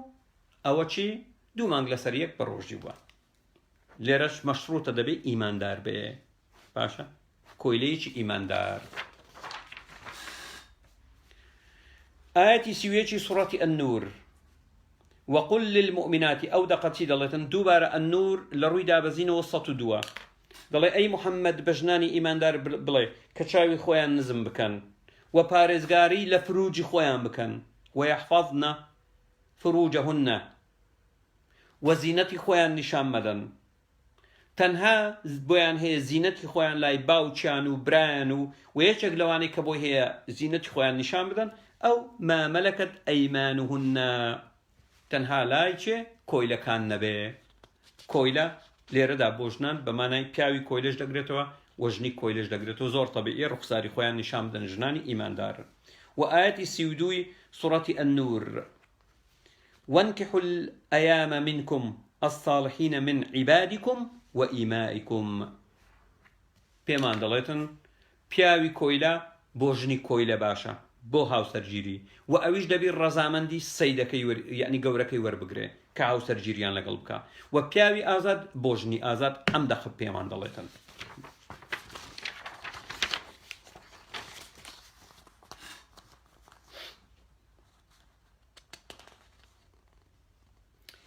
آياتي 58 سورة النور تنها بوكور كرنسي وسي سورة النور هي 58 نور هي كذلك يا أيها الذين آمنوا ليستأذنكم الذين ملكت أيمانكم 3 مرات. آياتي 58 سورة النور لسر داواكاري عمر كري خطاب دابزي ودلي كان إذا كان كويلة كان كاتك دين بومالان لسي كات دادا بي مولا دور بقرني عين لدرقا بدن كاتي كان بيج نويجي بيانيان دوام لكاتك دا خلق جلكاني خوي دادن ديار عمر كري خطاب جرود بوا لدواي بيج نويجي بياني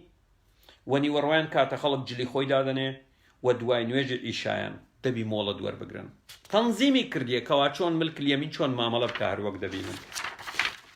واروها ببرن برزان يكدو ورقمات تواو دبيتنا وكوتاين بيدينا كوتاين بيدينا. سورة جمارة 105 سورة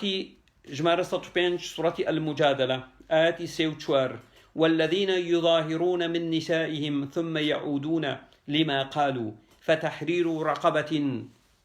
من قبل أن يتماسى فمن لم يجد فصيام شهرين متتابعين فمن لم يستطع فإطعام 60 مسكينا. لدرجة عربي عادتك هبوا اگر پیا و بژنەکەی بود باە تۆ وەکو دایکم وای تەواو یعنی لێ حرام دەبوو باشە لێ حرام دەبوو ئەوە دەڵێ ئەگەر هاتو پیاوێک بەژنەکەی گوت تۆ وەکو دایکم وای دواتر پیاوەکە گەڕاوە لای و داوای سێکسی لێی کرد ئەوە بۆی نییە سێکسی لەگەڵ بکە دەست لە ژنەکە بدە تاوەکو کەفارەت نەکا کەفارەتەکەی چییە کۆیلەیەک ڕزگار بکە ئەگەر نەیبوو 2 مانگ لەسەر یەک بە ڕۆژووی ئەگەر نەیبوو خواردنی 6 کەس بدە ئەوەش دووبارە بۆ نمونە ئەمە چ پەیوەندی یعنی چەند کەس هەیە ئەو حاڵەتەی کەستان بیستووە لە کوردستان لە 1400 ساڵی ڕابردوو و حاڵەتەی لەسەردا جێبەجێبی هەربوونی نییە ئەمە ئەسڵن ئەو حاڵەتە هەربوونی نییە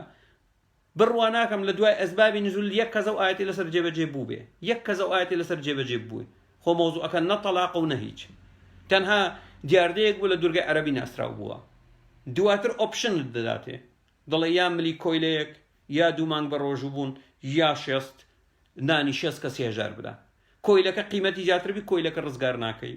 دەچی چی نانی 6 کەس دەدەی و ئەگەر هاتو 2 کۆیلە دەبی موسڵمان و ناموسڵمان موسڵمانەکە ئازاد دەکەی هەرواشە خۆی و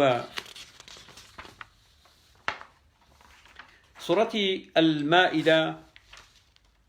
کە ژمارە 112 دوای ئەوە 2 سوڕەت دادەبەزێ قورئان کۆتایی ئاەتی 89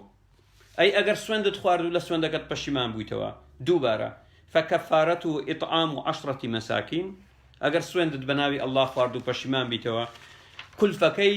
زۆر کەمترە سیرکە ئەگەر لە مەوزوعی یظاهرون هەروەک ئاماژەم پێکرد ئەگەر پیاوێک بەژنەکەی گوت وەکو دایکم وای پەشیمان بوویتەوە پێشەوەی دەست لێ بدەی یا 2 مانگ دەبی بە ڕۆژووی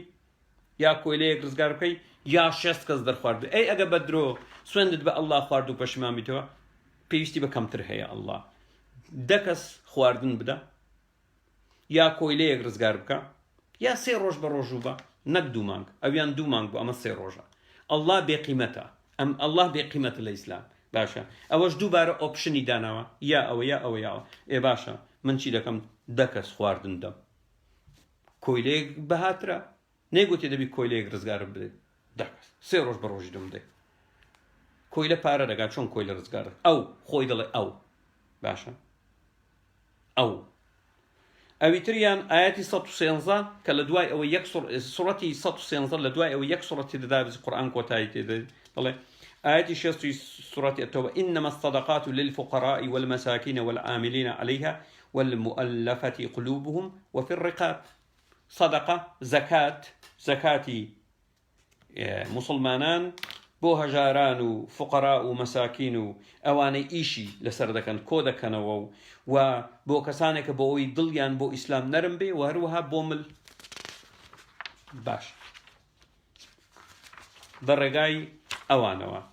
ئەویش دەربەیەکی کوشندەیە لە ئێوە دەدا لە کۆتایی هەروەک بینیمان شتێک نییە بە ناوی تەحریمی کۆیلایەتی بە هیچ جۆرێک لە قورئانەکەتان بە پێچوانەوە قورئان هاتیە دەڵێتن لە کاتی بەرەبەیان و لە کاتی نیوەڕوان و لاکەتی ئێواران ملکلیەمینەکان کۆیلەکان دەبی لە دەرگا بدەن و باشتر وایە ئەگەر ژنانێکی ئیماندار بینی ئەگەر دەستت نەکەوت ئینجا کۆیلەیەک بێنە بەڵام ئەگەر کارێکی خراپەی کرد نیوەی سزای ئەوەی دەگرێتەوە و دەسەڵاتی بەسەر خۆی دانیە شتێک نییە بە ناوی تەحریمی کۆیلەکردن لە قورئانەکەتان باشە بە هیچ جۆرێک و ئەوەی کەوا یەک زەربەی کوشندەتان لێتدا محەممەد ملک اليەمین لە خۆی حرام دەکا ماریە قبطی لە خۆی حرام دەکا دوای هەوەی حەفسە دەیگرێ لە خۆی حرام دەکا سوێن دەخوا دەڵێتن ماریەی قبطی لە من حرام حەفسە بەڵام لای هیچ کەس باز مەکە محەممەد دەقێک دادەبەزێنی الله محمد لومي محمد دكا لآية يجي سورة التحريم كا مدني يا أيها النبي كرهوي بيغمبر لما تحرم ما أحل الله لك أرأتو بوشي أوشتل أخوات حرام دكي كالله بوي حلال كردي وأروق بيني ما نكتنا بو محمد بو مسلمان أشحلا أي محمد يا أيها النبي كرهوي محمد لما تحرم ما أحل الله لك أرأ بوشي أوشتل أخوات حرام دكي كالله بوي حلال كردي بۆچی ملک اليمین کەنیزەک لە خۆت حرام دەکەی کە ئەڵڵا بۆی حەڵال کردی و مسلمانانیشە باشە لە ئەخیردا ئەڵڵاکەتان وەکو ئیستیفزاز و ئیهانە و سوکایەتی لە جیاتی عەبد واتە بەندە عەبیدی بەکارهێناوە کۆیلا عەبید آل عمران 181-182 ونقول ذوقوا عذاب الحريق وبيان دلين تامي آقر بكن ذلك بما قدمت أيديكم وإن الله ليس بظلام للعبيد نيقوتي عبد للعبد كويلا بزاين بوشي لم دقدا كاتك الله سزاي خلق ددا باشا دڵێ بەهۆی ئەو کارانەی کردان ئەوە ئەڵڵا چاو ناپۆشێ لە کۆیلا بزانین بۆچی خۆی دەبوایە عەبد بایە بۆچی گوتیتی عەبید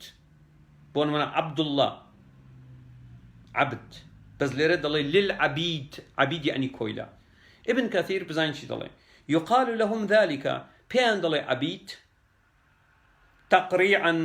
وتحقيرا وتصغيرا وەکو ئیهانە و سوکایەتی واتە عەبید بریتە لە ئیهانە و سوکایەتی لە ڕوانگەی ئیلاهی قورئانیش تحقیرا وتصغیرا وەکو ڕیسوایی و ئیهانە و سوکایەتی پێیان دەڵێ عەبید باشە پێیان دەڵێ عەبید یەک شت مایە من لێرەدا دەمەوێ ئاماژەی پێ بکەم لە ئایەتی سێی سوڕەتی ئەلمائیدا نووسەری قورئان دەڵێ لقد أكملت لكم دينكم اليوم لقد أكملت لكم دين ئەمڕۆ قورئانەکەم ئاینەکەم بۆتان تەواو کرد ئەڵڵاکەتان گۆشتی بەرازی حرام کرد ئەڵڵاکەتان خەمری حرام کرد ئەڵڵاکەتان تەبەنی مناڵی حرام کرد بەڵام ئەڵڵاکەتان نەک تەنها دەقێکی نییە بۆ حرامکردنی کۆیلایەتی لە ژێرناوی عەبد عەبید ئەمە ملک اليەمین بەڵکو هاتیە تەرسیخی کردووە لە قورئانەکەتان هیچی تر درۆ مەکەن باشە ئەمە یەک دوو هەروەک گوتم مەوزوعی فەرج و فروج ئەوە دوا بابەتەوە یەک دوو لاپەڕێ و کۆتایی پێدێ ببورن فەرج و فروج محەممەد لە قورئاندا 8 جار ئاماژەی بە فەرج و فروج کردیە بە مفرەد بە جەمع یەک جار لە ژیانی خەدیجە ئاماژەی پێ کردیە یەک جار لە ژیانی خەدیجە ئاماژەی پێ کردیە بە فەرج بەڵام بە مانای نێوگەڵ نایە بە مانای کونێک لە سەقفی ئاسمان هەروەک دەقەکە لە ئایەتی 6 سوڕەتی قاف دەڵێت تاکە سوڕەتە لە سەردەمی خەدیجە بوونی هەبووە محەممەد ئاماژە بە فروج دەکات دەڵێت أفلم ينظروا إلى السماء فوقهم كيف بنيناها وزيناها وما لها من فروج أي سيري سقفي آسماني سروي خويا ناكن كهيج كونيچي تيدانية چك آسمان سقفا لروانگ إسلاموا فرج لرب ماناي كنده هر وقت شون سقفك دلي كوني تيدانية أفلم ينظروا إلى السماء فوقهم أي سيري آسماني سروي خويا نكردية كيف بنيناها چون درستي كرديا وزيناها ورازاندويتيوا وما لها من فروج وكوني تيدانيا سيركن اسمان كوني تيدانيا بما بستي نيوغلنايه حب جاركيتر كما بستي نيوغلده لدواي مردني خديجه بوا حب جار اماجي بكرديا لصورة المؤمنون آية 56 المعارج 29 سي الانبياء 98 النور سي الاحزاب 35 التحريم 12 النور 1 وهروها قيزواني محمد تا ڕادەیەک ڕۆیشتیە کە لە سەردەمی خەدیجە سوڕەتێک دادەبەزێنی بە ناوی سوڕەتی مریەم لە ڕووی دابەزینەوە ژمارە 44 خەدیجە لە ژیاندا بووە ئەم سوڕەتە سەبارەت بە مریەمە باشە لە سوڕەتی مریەم زۆر بە محتەرەمی ئاماژە بە مریەم دەکا ئاماژە بە فەرج و فروجی مریەم ناکا دەقەکان دوور و درێژە دەڵێ بۆ نمونە فاتخذت من دونهم حجابا فارسلنا إليها روحنا فتمثل لها بشرا سويا باشا دڵێ ئێمە ڕۆحی خۆمان بۆی نارد لە شێوەی مرۆڤێک قالت إني أعوذ بالرحمن منك إن كنت تقيا بوك سيقود بجبرائيلك طليت من پناگت من بالرحمن من مروبيشي خواه پرستم قال إنما أنا رسول ربك لأهب لك غلاما ذكيا جبرائيل قوتي كلا شوي مروبو قوتي من پیامنيري خدا كيتوم مناليشي باكت بيدا بخشم قالت أن يكون لي غلام ولم يمسسني بشر ولم أكو بغيا قوتي چون دكري من منالم بي مروب دستي ليم نداوا ومن آفرتيشي لش فروجنيم قال كذلك قال ربك هو علي هين هتاوك دوائي أمرا مقضيا فحملته ضل دوجان بو وبو بيج آماجة بفرج فروجناكا كلا صورة مريم دواي مردني خديجة محمد باسي نيوغلي مريم دكا عجب غريب عجب غريب لدو دقيش داليقنا دوجار چی دەڵێ بۆ ئیهانە و سوکایەتی بە مەسیحیەکان الأنبياء آياتي نوتيك لروي دابزين وجمار حفتاوسية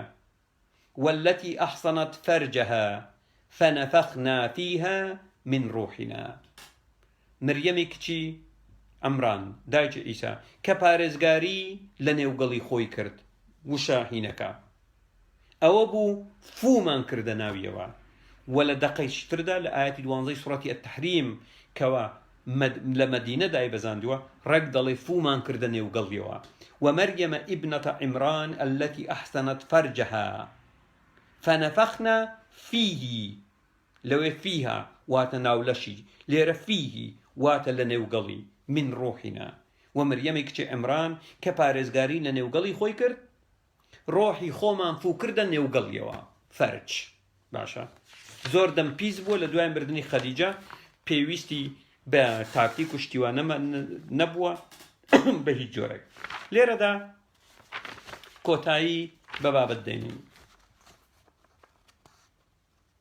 26 جار لە قورئاندا ئاماژە بە کۆیلە کراوە عەبید ئەمە ملک یەمین هەتاوەکو دوایی یەک جار کاتێک خەدیجە لە ژیاندا بوو ئەویش دەڵێت ئازادکردنی کۆیلا دوای مردنی خەدیجە 25 جار ئاماژەی پێکراوە ملک اليەمین بۆ یەکەم جار ئاماژەی پێکرا لە دوای مردنی خەدیجە و یەک دەق لە قورئاندا نییە لە ژێرناوی بنەبڕکردن یا کۆتایی هێنان یا حرامکردنی کۆیلایەتی و ملک اليەمین بەڵکو قورئانەکەتان کۆمەڵگای کردووە بە سێ توێش پیاوی ئازاد مرۆڤی کۆیلا ژنی ئازاد لەبەرەوە واز لەو قسە قۆڕانە بینن کە ڕۆژانە دێن لێرە و لەوێ دەیکەن ئیسلام کۆتایی بە کۆیلایەتی هێناوە نەخێر بەڵکو تەرخیصی کردووە لە قورئانەکەتان دواتر محەممەد دەڵێ جعل رزقي تحت ظل رمحي وجعل الذل والصغار على من خالف أمري دەڵێ ڕزقەکەم خراژێر ڕمی سێبەری ڕمەکەم وەسەرشۆڕی و بچووکی بۆ ئەو کەسانە ماوە کە ناکۆچیم دەکەن واروها دەڵێ أعطيت خمسا لم يعطهن أحد قبلي نصرت بالرعب مصيرة شهر وأحلت لي الغنائم ولم تحل لأحد قبلي دەڵێتن پێنج شتم پێدرا کە پێش من بە هیچ کەس نەدرابوو یەکەچیان من بە ترساندن و تۆقاندن سەرکەوتم ترساندن و تۆقاندم یەک مانگە ڕێدەڕۆیشت و غەنائیم بۆ حەڵال کرا غەنائیم ملک اليەمین و کۆیلەش دەگرێتەوە کە پێشە من بۆ هیچ کەسێک حەڵال نەبووە و محەممەد تەنانەت هەروەک لە بەرنامەی پێشوو ئاماژەم پێکرد دەڵێ من قەتەلە قەتیلەن فەلەه سەلبەه هەر کەسێک هەر موسڵمانێک کافرێکی کوشت بۆی هەیە جل و بەرگ و شتەکانی بۆ خۆی سەڵب بکە لێرەدا من کۆتایی پێدەنم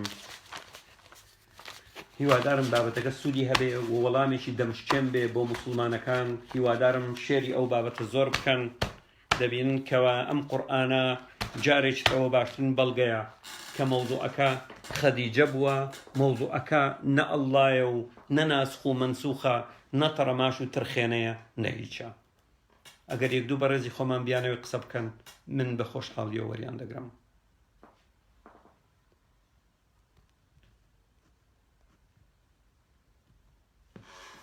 یەک دوو تەنها لە دوو کەس زیاتر نەبی دوو کەس سێ کەس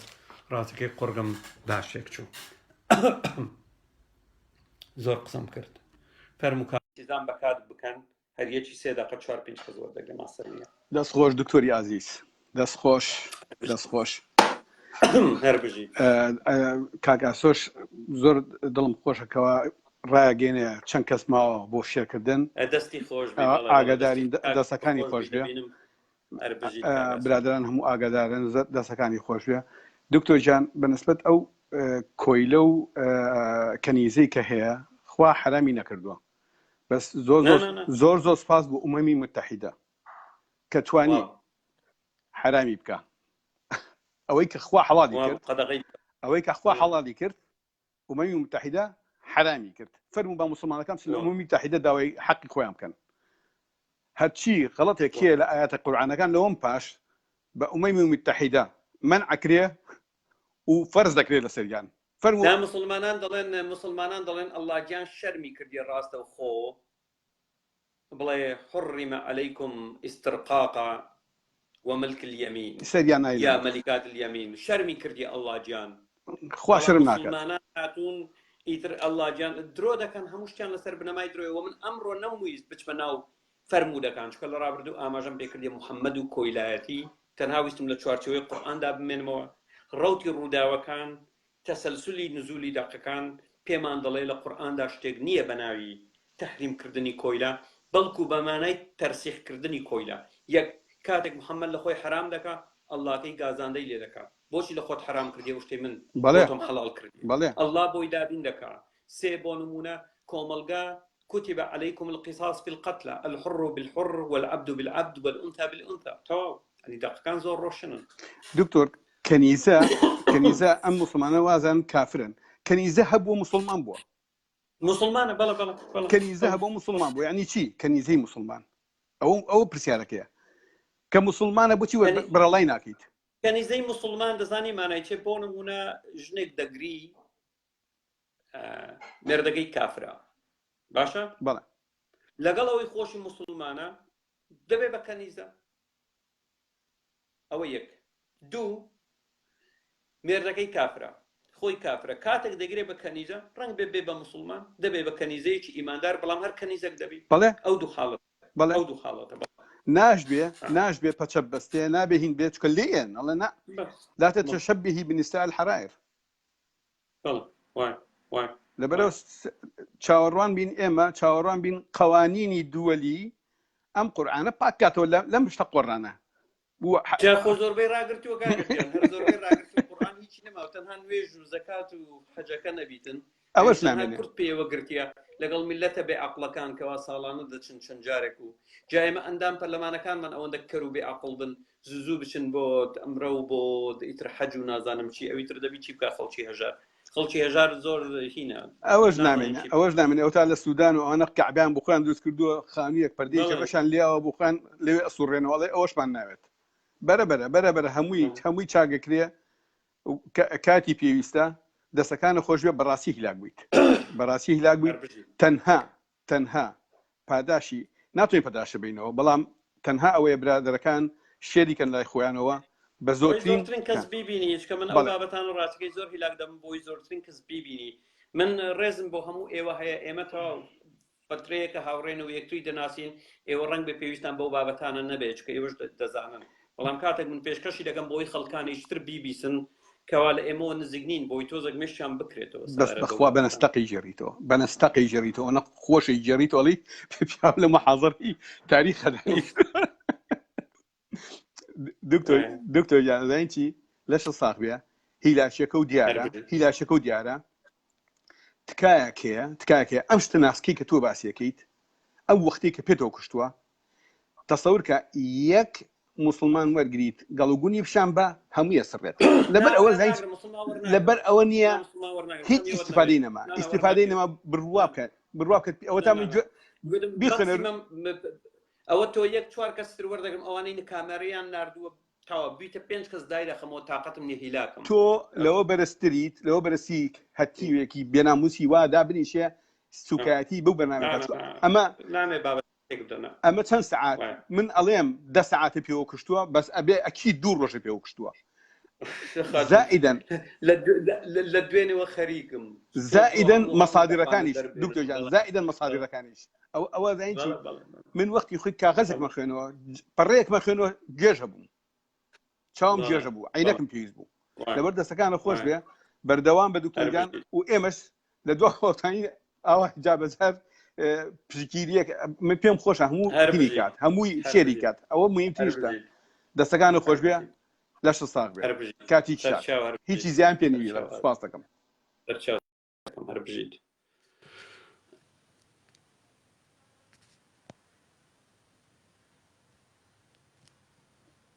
هەڵبەست یاخی نازانم ئەمە چێە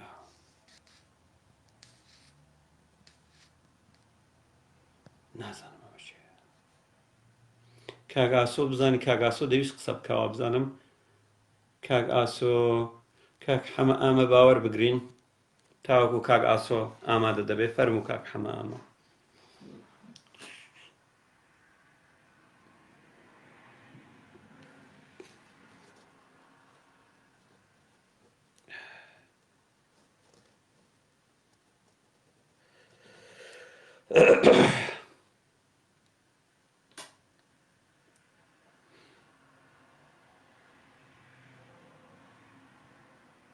نەیتوانی وەربگری کاک ئاسۆ تۆ دەتەوێت کاکە برا ئەگەر سەرچاو هاوڕێ شوشە تۆش بەخێر بێ ئازیزم دەمێکە دیارنی سەرچاو ڕێستان هەیە هەر بژین هەوڵ دەدەم ئەگەر بەیانی کرا کاک هەمە ئامە گەر بەیانی کرایە دوو بەیانی باسی شۆڕشی کۆیلە دەکەین کەوە لە سەردەمی خلافەتی عەباسی چکۆش ئەو بابەتم بەلاوە گرنگ بوو باسی بکەم ئەمڕۆ وەکو پێشەچێک بۆ بابەتی شۆڕشی کۆیلە کەوا لە سەردەمی دەوڵەتی عەباسی ئەنجامی دراوە شۆڕشەکەش 10 ساڵ بەردەوام بووە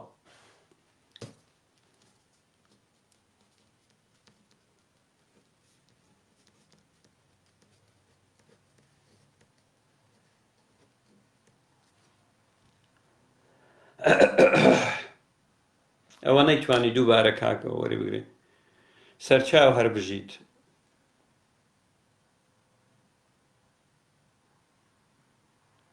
کاک کارلۆس ئیتۆری فەرموو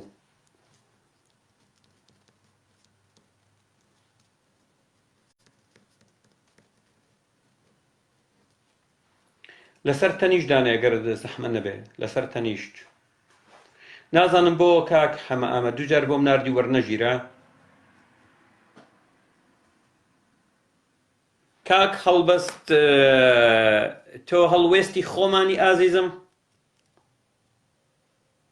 تۆ هەڵوێستی خۆمانی ئەگەر هەڵوێستی خۆمانی وەرت بگرم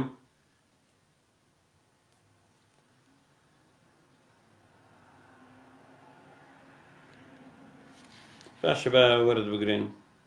یەک دەقە هەڵبەست یاخی فەرموو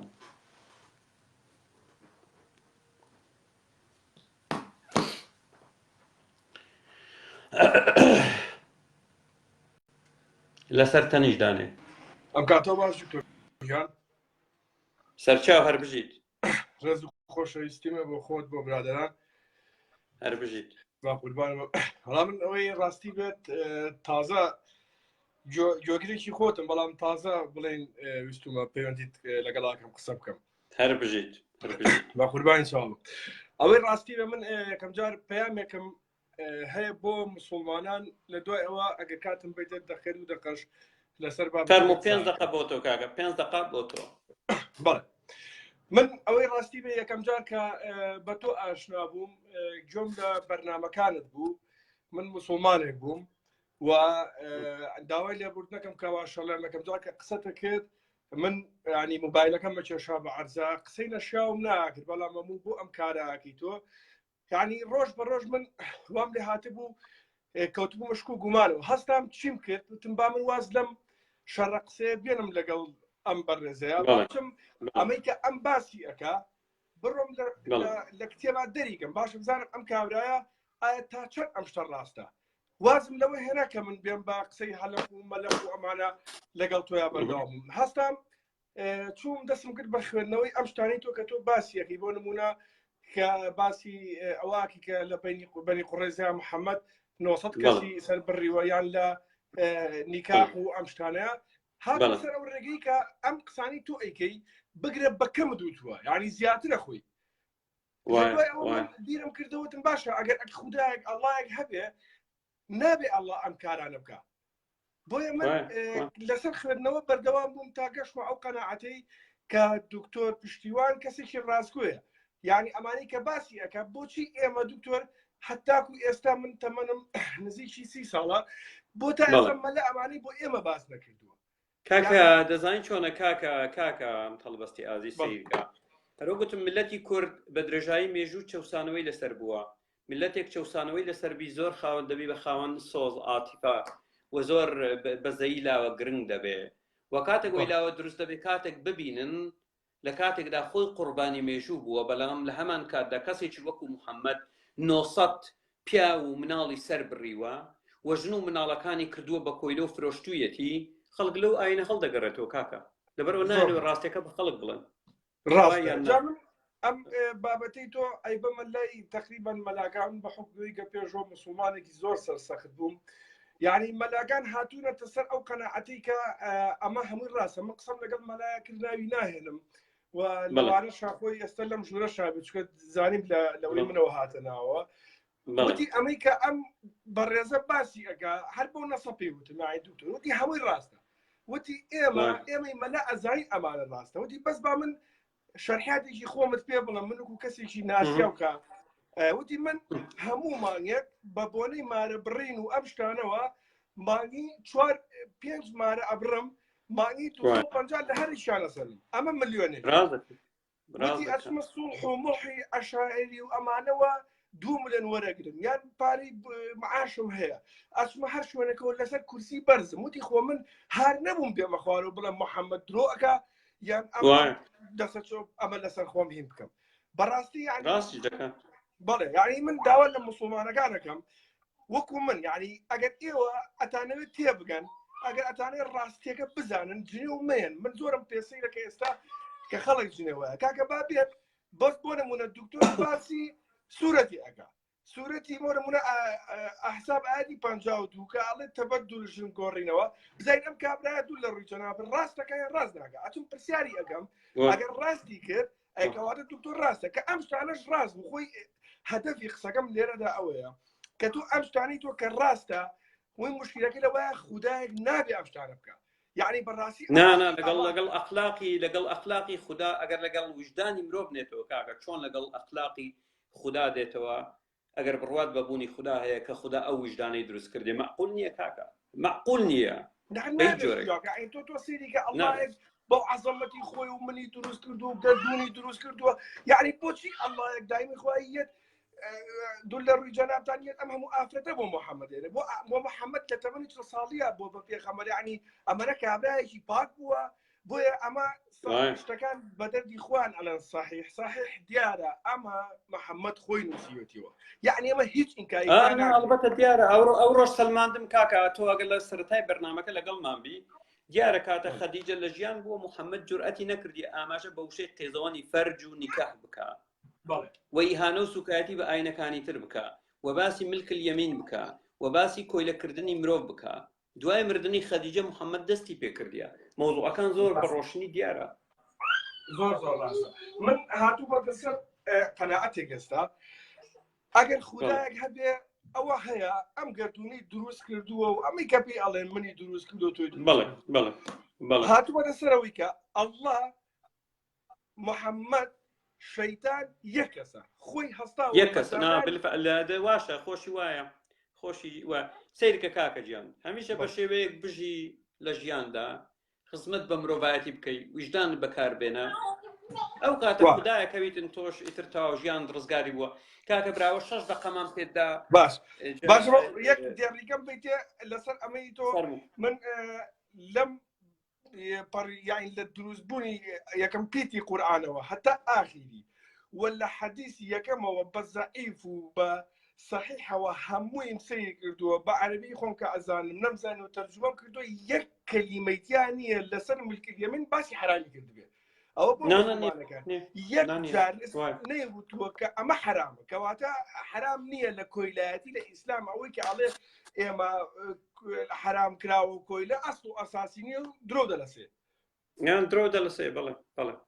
باشا بقول مني وادارم داي هربجي تندرسي أجاسو لتندرسي خوب دكتور براسي تو بيويسي سپاس دەکەم هەربژیت کاکە برا هەر خزمەتە بیرکاتێکی خۆش سپاس دەکەم سەرچاو هەربژیت زۆر سپاس یەک دقە کاکێ من ڕەفیق بۆ توش دەنێرم بەڵام بە کاک ئاسۆ دەمێکە ناردوویەتی بە ئەو با بۆ بنێرم دواتر بۆ تۆ دەنێرم باشە بە چاوان سەرچاو بەڕێزان بەخێر بن با بۆ کاک ئاسۆ اینجا بۆ تۆ دەنێرم کاکێ من ڕەفیق دواتر بۆ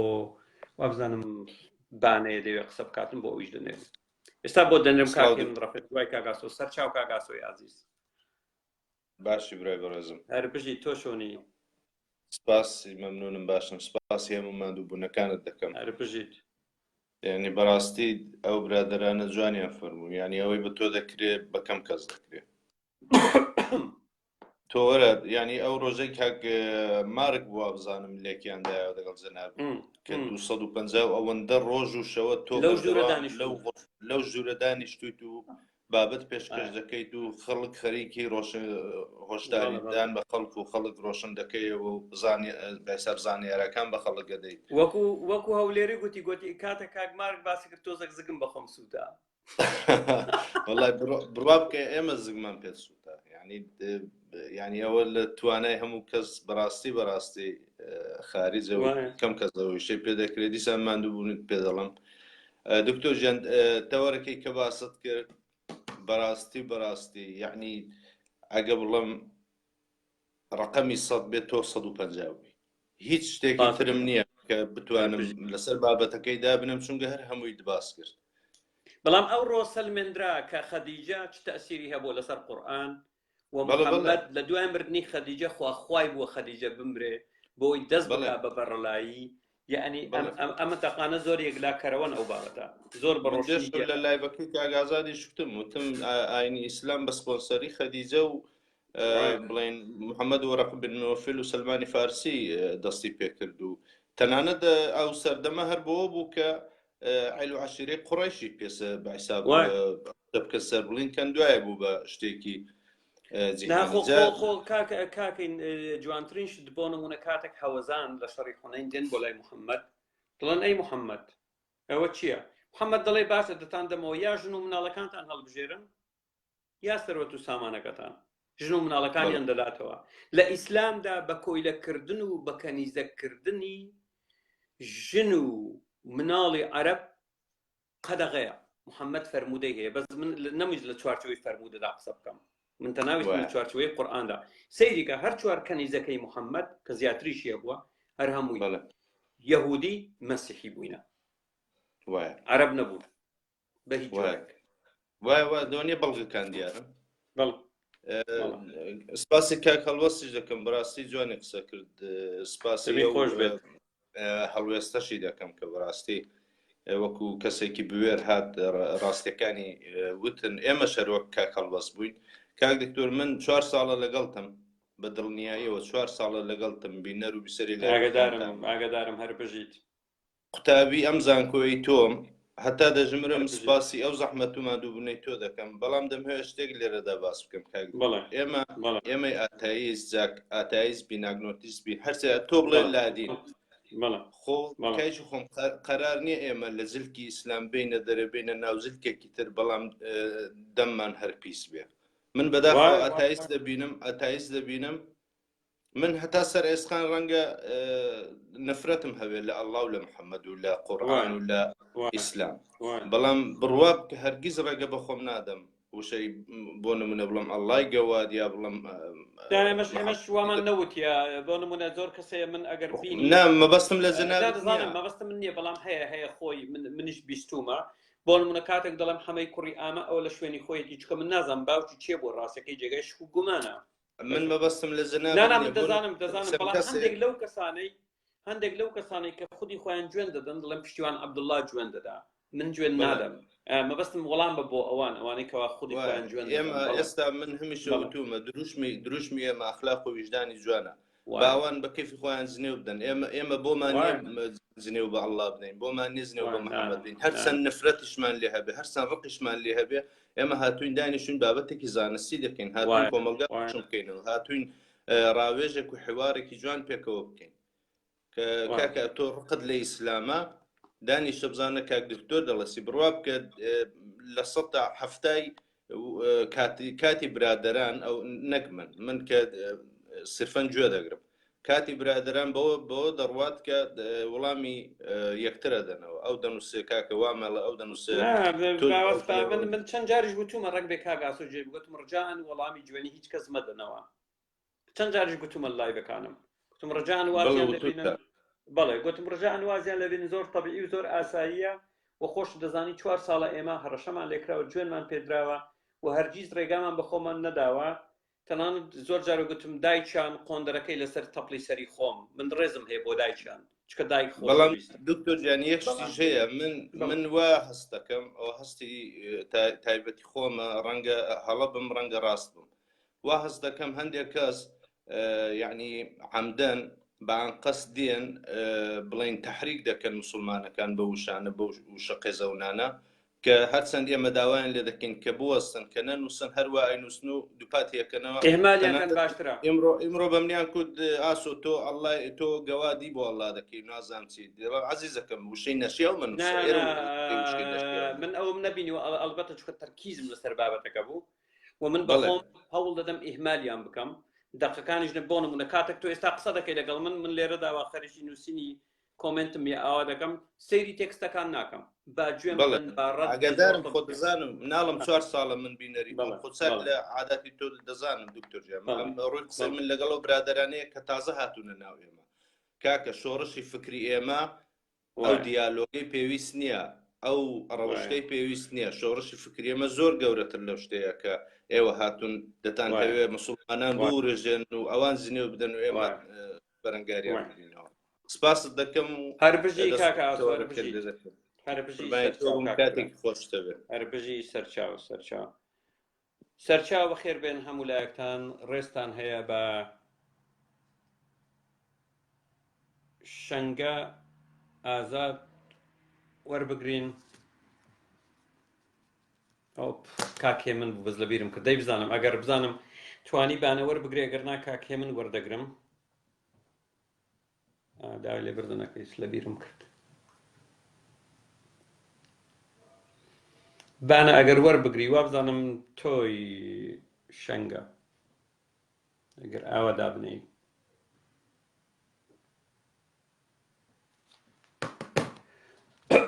سەرچاو هەموو لایەکتان بەخێر بێن سلااو دکتۆر سلااو ڕێز خۆشەویستم لەو تو سەرچاو هەربژی دزانیم تۆی چۆنی ئەحواڵە چۆنە سلامەت بی سوپاس ئەوە ئەکاونتەکانی دیکەم نەماینە نازام ڕیپۆرت کراینە چییە لەلام نەماینە و ڕاستی ڕێگایەتش نەبوو بە هەر ناوێکیش بینیم وابزم دوێنێ تۆم بینی لە لایوی کاک ئازاد بەو ناوەی لەبەرەوە زانیم تۆی فەرمو ئاساییە هەر ناوێکیش یان هەر ئەکاونتێکیش بەناوی بانە ئاکۆ هەبوو یان ئادی نارد یاخود لە مەسنجەر بەڵێ من نیمە بەڵێ چکە ئێستا ئەکاونتەکەم نەماوە بەو ناوە دکتۆر سەبارەت بە بابەتەکەت کە نیزا یاخود بڵێ مولک الیەمین یاخود کۆیلا هەر مڵکی خاوەن مسڵمانەکەیە دەتوانێت نیکاحی بکە یان بیفرۆشێت یا بەکرێی بدات و بڵێ بەکرێی بدا هەروەها دەتوانێت منداڵەکانیشی بفرۆشێت وەکو کۆیلا ئەوەکو ئیزافێ لۆ بابەتەکە و کاتێ بڵێ فرۆشتنی ئومۆلەدیش هەبووە نازم خۆت ئاگداریان کەوا کەنیزەکانیان فرۆشتوە دوایەوەی منداریان مناڵیان بۆ لە مناڵەکانیان جا کردوون تۆ دواتر عومەری کوڕی خەتاب قەدەغەی بەڵێ هەر وەکو ئاماژەم پێدا دەتانن یعنی منداڵەکانیشیان بفرۆشن وەکو کۆیلا و دکتۆرە دەڵێ هەر کەنیزەیەکیش کە جنس بکە دەبێ بە ئاگاداری خاوەنەکەی بێ و پێویستە نیو سزا بدرێ. بەڵێ نیو سزا بدرێ ینی ئەگەر ئەو کەنیزێ دنس بکە بێ ئاگاداری خاوەنەکەی یاخود بێکرێ لۆنونەکە نیزەک بێ دنس بکە خاوەنەکە ئاگادار نەبی ئەوە نیو سزای لەسرە. ئەوەش ئەوە پەڕی ئەهانەیە عنی لۆ ئافرەتانەی کە دەکرێن بە کەنیزە دوای فراندنیان لۆیە دقی ئاەتێکێ دەرێن فەئیذا أحصنا فإن آتينا بفاحشة فعليهن نصف ما على المحصنات من العذاب. سورة النساء آياتی 25. ئەوە دەرێ ئەگەر خاوەنی هەبوو فاحشەی کرد نیوەی سزای ژنی خاوەن مرد وەردەگرێت. بەڵێ وشەی فاحشە لەو دقا مانای زینا نایە دکتۆرەوەکو ئەو مسلمانانیان پێ هەر خەلەتان دیە چونکە مانای فاحشە هەر شتێک ناشرین و خراپ بێت ئەوەیە. بەڵێ باشە یەک پرسیار لە تۆ بۆچی پێ دوایە محەممەد دوای مردنی خەدیجە دەستی کردووە بە دەقی ملکل یەمین فەرج و فروج نیکاح ئەو شتە قێزەوەنانەی کەوا لە قورئاندایە بزەبت دوای مردنی خەدیجە دەستی پێ کردیە پێ دوایە ئەمە بە سوتفەیە پێ دوایە نەخێر بە سوتفەنە دکتۆر هەر وەکو دەزانین کە قورئان هەمووی ڕووداوەکانی ژیانی محەممەد و سەردەمی بیابانە هیچ پەیوەست نییە بە ژیانی پێشخۆی یاخود پاشە خۆی ئەو قورئانە تەنها بەڵێ و ئەو ڕووداوانێک کە ڕووی داوا کراوەتە دەقی قورئانی پێم وایە ینی محەممەد ژیانی ڕۆژانەی خۆی نووسیوەتەوە یاخود برێ بە جەماعەتی نووسیوەتەوە. بەڵێ ئەوش پەیوەست بووە بەو کەفتە سێ کسێکە لە تاوەکو 25 ساڵی دو ئەوەی کە نازام چەند ساڵ لەگەڵ خەدیجەی دەبی خەدیجە ژنێکی خانەدان دەبێ بازرگانە پارەدارە دەوڵەمەندە وەک بڵێ کە دەسەڵاتی بەسەر محەممەددا هەیە لە هەموو ڕوویەکەوە محەممەد ئەو کاتیشکە تاوەکو خەدیجەش مابوو پیاوێکی وهالە نەبووە ناوبانجی هەبێ یاخود کەسێکی ناودار بێ یاخود بڵێ کەسێکی دیاری هەبێ.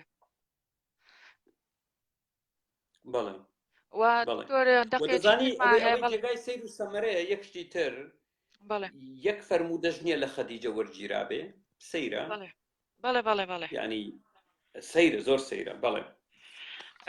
دقەیەکی ترمان هەیە دەرێ ئەو دەقانی کە دانەری قورئان پێشنیاری کردێ لە ئەو مسلمانانەی کە پارەی تەواویان پێ نییە بۆ کرێدان بەم ژنە بە مێردانە یان بڵێن محسەنات لۆ نیکاحکردنیان لێ پێشنیاری محەممەد لۆ پیاوی مسلمانان لەو بۆ جۆرە بووە کە دەرێ فمن ما ملكت أيمانكم من فتياتكم المؤمنات والله أعلم بأيمانكم بعضكم من بعض فانكحوهن بإذن أهلهن وآتوهن أجورهن بالمعروف محصنات غير مسافحات ولا متخذات الأخدان. سورة النساء 25. ئەوە دەرێ بۆیە گەر پیاوی مسلمان پارەی نەبوو بۆ کرێ نیکاحکردن یەکەمیان پەنابەرێت بۆ نیکاحکردنی کەنیزەیە کە باوەڕدار بێت ئەنی بەمەرجێک دەبێت کەنیزەکە باوەڕدار بێت و بە موافقە و ئاگاداری خاوەنەکەی بێت. بەڵێ دکتۆر لێرە وشەی فەتات لەم دەقە قورئانیە واتا کەنیزە یاخود کۆیلا مولکل یەمین بەڵێ چونکە بەڵگەش لە ئەو دەقێکی ترمان هەیە کاتێکە باز لە موسا دەکا کاتێک فەرمانی بەیەکێک لە کۆیلەکانی کردووە کە خواردنی لۆبێنن هەروەکو دەرێ فلما جاوزا قال لفتاه آتنا غداءنا لقد لقينا من سفرنا هذا نصبا. سورة كهف آيات 62. جابوا تو بروبو سورة النور ولا بله ايش باز دكم دكتور لێرە مانای فەتەیانێکم هەر مولکل یەمینە چونکە بازرگانانی ئاینی پینەیان کردێ گوایە بە مانای کچانی باوەڕدار دێ لێ ڕوونم کردەوە زیاتر.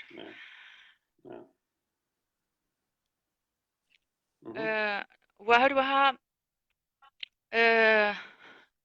مسلمان دەتوانێت بەشداری بکا لە نیکاحکردنی ژنی خاوەن مێرد وەکو دەرێ وەمەن لەم یەستەطیع منکم طەوڵا أن ينكح المحصنات المؤمنات فمن ما ملكت أيمانكم من فتياتكم المؤمنات وهروەها دکتۆر ئاتێکی زۆر گرنگ هەیە کە زۆرینەی مسلمانان لێ بێئاگان یاخود ئەگەر پێیان بڵێ کە شتێکی وا هێلوانێ تووشی شۆک بن زۆر جار باس کراوە بەڵام بەکەمی بەرجویان کەوتیە هاوسەر گۆڕینەوە لە نێوان مسلمانان هاوسەر گۆڕینەوە لە نێوان مسلمانان هەیە لە قورئان و بوونی هەیە هاوسەر گۆڕینەوە تەنها بۆ خودی محەممەد ڕێگەی پێ نەدراوە جگە لە مسلمانان کە ئەوانیش بۆیان ئاساییە لۆ ئەوەی محەممەد دوور بێ لەوەی کە مسلمانان ژنەکانی نیکەح بکەن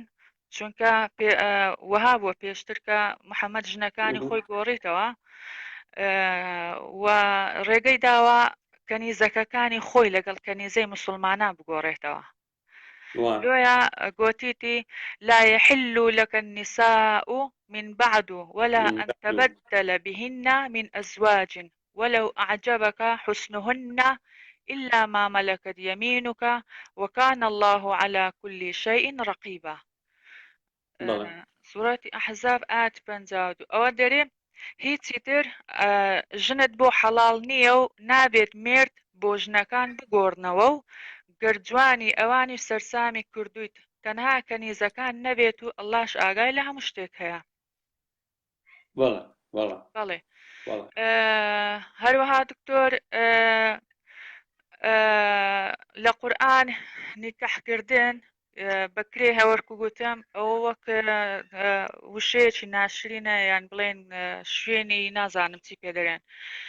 کرێ بدەیتە ئافرەتەکان پاش نیکەحکردنیان ئەوە خۆشت باسرد کرد فەما استەمتعتم به منهن فأتوا أجورهن فريضة ئەوە دەری کاتێک چێشتان لە ئافرەتەکان وەرگرت فەرزە کرێکانیان پێ بدەن هەروەها قورئان ڕێگەی داوە کە کچەکان بڵێن نیکەح بکەن یاخود بڵێن نازانم چی پێ دەرێن دکتۆر وشەی ناشرین هەیە لە وشەی ئەوەی خۆمان بەڵێ گەر خۆیان ویستیان لەسەر بوو بەڵام گەر زۆریان لێ بکرێت لەسەر ئەو کارە خراپە پێ دەڵێن قەحبەیە چێ نازانم ئەبینین ئەڵڵا غەفور و ڕەحیمە بەڵێ ئاەتەکە دەرێ دکتۆر لەو ئاەتە دەرێ دەڵێ ڕێگەمانداوە کە کچەکانە ئیشە بکەن گەر خۆیان ویستیان لەسەر بوو بەڵام ئەگەر بە خۆیان ویستیان لەسەر نەبوو خاوەنەکانیان زۆریان لێکردن بیکەن ئەوە ئەڵڵا غەفور و ڕەحیمە بالضبط دقەکە بابا من باوەری جێرم کوردی دەڵێتن زۆر دەڵێ وەلا ئاەتەکە وەری بجێڕە دکتۆر دەڵێ ئاەتەکە دەخوێنمەوە ولا تكرهوا فتياتكم على البغاء إن أردنا تحصنا لتبتغوا عرض الحياة الدنيا ومن يكرههن فإن الله من بعد إكراههن غفور رحيم سورة نور آية 3 فرمو دەڵێ ژنە کۆیلەکانتان ناچار مەکەن بۆ کاری لەشفرۆشی بۆ بەدەست هێنانی هەندێ داهاتی دنیایی ئەگەر ویستیان پاک بن بەڵام ئەگەر زۆریتان لێیان کرد باشە ئەو کاتە ئەڵڵا لە دوای زۆرکردن لێیان غەفور و ڕەحیمە واتە دەڵێ ئەگەر پاک بوون ئەگەر ویستیان پاک بن زۆریان لێ مەکەن بەڵام ئەگەر ناویست پاک بن خۆیان ئارەزویان کرد زۆر تەبیعی و زۆر ئاساییە بەڵێ ڕاست دەکەی دکتۆر هیچم نەما ڕێز خۆشەی زۆر باشە دەست خۆش زۆر سپاس بۆ بەشداری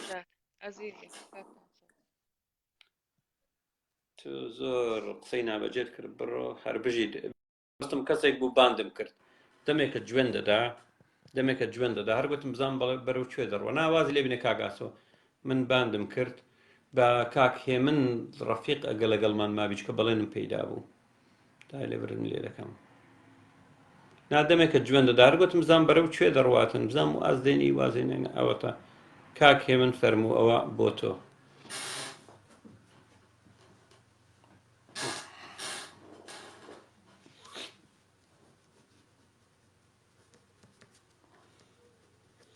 کاکێ منە کامێرە وەرە بگری بۆ تۆم نارکاکە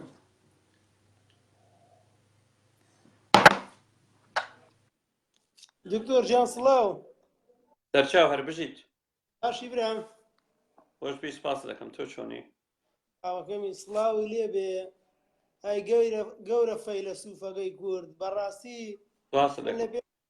لایڤەکانتمە کرد زۆر شتەوت یعنی لە دڵەوە پێم ناخۆش بوو چونکە نام خوێندەوە نەبیرمە کردەوە باز ئێستا یعنی تەواو بیر و باوەڕم گۆڕاوە و زۆر سپاس دەکەم بۆ ڕوونکردنەوەکان کە هیچ شتێک نەماوە زۆر جوان یەکەیتەوە ڕۆژێکیان کۆمنتێکم بۆ نووسی لە لایڤێکە وتم بەڵگەیەک هەیە بۆ تەنێرم باس دوحاتی ئیسلام بوو کە وەختی خۆی هاتوون بۆ منتیقەی هەورامان لەوێ لە چ پەرتوکە عەرەبی یا پەرتوکە کوردیە کاکێ من پەردووکەکە کتێبی زەردەشتیە کە باسی پێویستم پێی دەبێ قەدەغەکردنی ئاینی زەردەشتی و قەدەغەکردنی سرودی زەردەشتی و ڕوخانی پەرزیەکان هەتا شعرەکەشم لە ڕسم گرتووە شێوەی زمانەکەشیانم ڕسم کردو بۆم ناردی باز نازم بەدەستە گەیشتویان نا بۆ ڕێبین ڕێنوارم نرد باسی هەروە گوتم بلۆکم تاوەکو سەیدا فەیسبوک سزای داوم سەیدە دەبیتەوە ئەنی دوای 4-5 ڕۆژتر بەسەر چاو من هەر لەمە بۆ تەنێرم باسی واگە شعرەکە شێوە زمانی هەورامیە بەڕاستی من نەمزانی هینیکە بیکەمە کوردی باسی واگە کە هاتوون چۆن پیاوانی گەورە با و باپیرانی ئێمەیان کوشتووە کە چۆن تعدایان لە ئافرەت کرۆ چۆن تۆ کردویانەتە سەبایە دوو لە ڕووی تۆ بینەر هەتا دەستدرێژیان کردوتە سەریان و دوایی بەکرێیان ناون و دوایی فرۆشتویانن چەند کتێبێکی ئاسمانی لەلایەن ئەڵڵاوە دابەزی بێ لە 3-4 کتێب تەنها باسی ئاشتی بگا بەس لە قورئانە 206 ئاەت باسی قیتال بەڵێ کارە ساتە بەڵێ خۆ تەمسیلی ئیسلام بەڵێ جا لە مەجارێکە ئیشەڵڵا بە زۆر چاکە من سەیدە کاکات فەیسبوکەم دەبیتەوە سەیدا چەندە 20 مانگە 5 ڕۆژتر ڕێبینە بنێرم دکتۆر بەڵێ هەر نەفسی شت هەر نەفسی چوارشەمەی داهاتوو تەوا فەیسبوکەم دەست بەیش دەکاتەوە ڕێنوار ڕێبینەکە دەست خۆش بێ بۆ ئەو پرسیارش کەوت لەو بانەخانە گروتی پێ وایە محەممەد بۆ سەردەمی خەدیجە نەیتوانی و ئەم شتانە ئینجا خۆی محەممەد کەسێک پارەی نەبووە کە خەدیجەش یێنەوە ئەو سەرمایهدارێکی گەورە و ناسرا بووە بووە ئەم ئەوەنە خۆی پێگەیاندووە لەسەر پارە و سەروەتەکەی بڵێن کە خەدیجە مردە بۆتە کەسێکی پارەداروانە ئەنجا دوایی بۆ خۆی پەیوەندی بە سەعالیک و باسی هەوەس و ئارەزوو یعنی ئەگەر سەیری کۆمنتی ئەوانەشکەی کە نووسن جنێوەیان مسلمانەکان لە سەدانەوەی قورئان باسی ناوگەڵ و بۆ هینی ئافرەت برادرانی گەشت قسە بکەن دەست و چاو خۆ زۆر چاکە دەست خۆش زۆر سپاس بۆ بەشداریت هەر بژیت زۆر سپاس دای سەر چاو دەتوانین لای خۆت دایخیتەوە کاکێ من ئەگەر زەحمەت نەبێ جاروێ من دەبێ لای من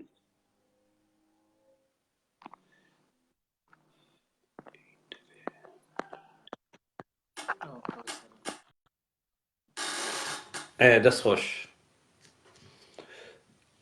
عاشق خان فەرموو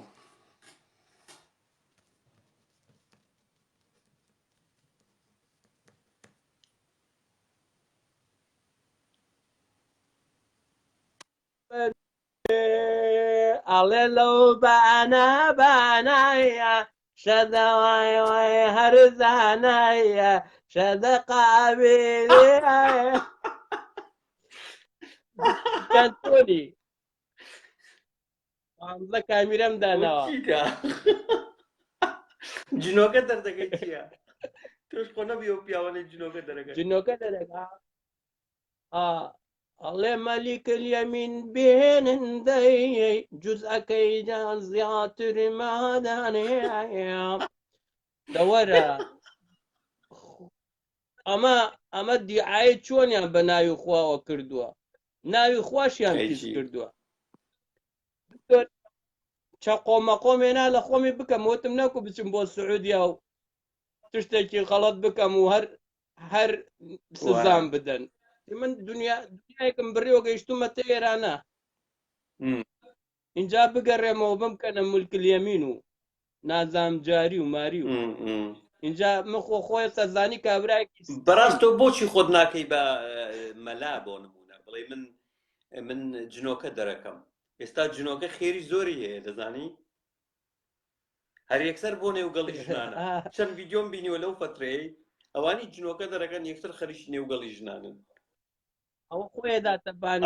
خۆیداتەبانیا نازانم ئەمچی کردووە لێ نازام لە خوارۆ لێی دا و نازام لەسەر شەوە نیە دەمی خستۆتە نایەکەی قوربەسەر لەکوێ بوەستێ دەمی خستۆتە نایە لە پاشەوە لە تۆ ئەگەر ئاوی ڕەحمەتی تێ بکەی ئەڵڵاش ڕەحمەتە ژنۆکە دەرەپەڕێ لێی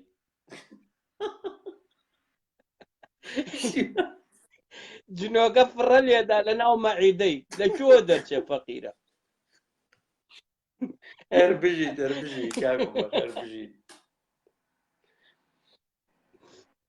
کە من ئێستاگە کورت هاتووە یعنی خۆی بە هەموو سپۆرتیەکی و سکسیەکیەوە خۆی چی لێ کردووە پرسیاری منتان کردووە گانتان کردویان ینی نیکاحتان کردویان نەکاحتان نەکردووە ئاخر دەبێن بە کوردی قسە بکەین پرسیاری ئێمەتان کردووە ئێدەوەرە ئەی باشە ئەگەرەی زانی وایە بۆ لە دوورۆ لە پەنجەی دەستەوە داینە نابوو کردوتی ناوگە دکتۆرە زانین چی مێنە سەیریکە ئەوە زانین چییە ئەوە چییە ئەوە تایە بەسەوەی چییە ئەوەش پەمپە بۆ تۆ بە پەم جنۆکە دەرەکەی خوات بێ باسی عایشاکان ئەڵێن پێغەمبەر پووی تێ کردو باسی جبرائیلەکە نەڵێ پووی کردەتە ناوگەڵی مریەمەوە ئەی باش ئەمانە پەنچەرچی بوونە ئەمانە خۆ لەو کاتە عەرەب پێڵاو لە پێین خۆندرە لە پێین ئەم حەمکەف و پەنچەریان بەچی بوو ئەم حەمکە پەنچەرچی و ئەمانە چی بووە تعجبم دێ دە باشە کاک عومەر قسەی شترت هەیە ئەو میلەتەی یەک دوو بەڕێزتر وەربگرم وڵا سڵاو ڕێزمێ یەک جار بە کورد دەڵێم ئەگەر خۆی کۆیلێ عنی ئێستاکە ئەگەر بە زمانی هەولێری بڵێ خوندەریان تشتێکی وا بە کورد بڵێ حیز خۆیە کوژێ خۆی وێرانەکە بەس دینەکە پیان و تۆ ئێوە حیزن یعنی بە زمانێکی خۆش پیان و تۆ کۆیلە یعنی خوێڕی ئەزانین چیە ملەتی کورد بە شێوەیەکی تەواوی ئەگەر مرۆڤ بە شێوەیەکی تەواوی خۆی کۆیلەبوونی قبوڵ بێ ئەمە کارە سادە ڕاستەکەی بەڵام ئەگەر کاتێک مرۆڤێک بە زەبر و زەنگ دەکرێت بە کۆیلە ئەو مرۆڤە ئیتر هەمیشە بیر لەوە دەکاتەوە کە چۆن خۆی لە کۆیلایەتی ڕزگار بکە وەرحەسڵەوە بابەتی شترە بابەتی ئێمە ئەوە نییە زۆر سوپاس بۆ بەشداریت هەر بژیت ریکۆردی هەر بژیت دکتۆر هەر بژیت دای سەرچاو هەر بژیت نەماز هەر بژیت کاک چاڵاک جاف فەرموو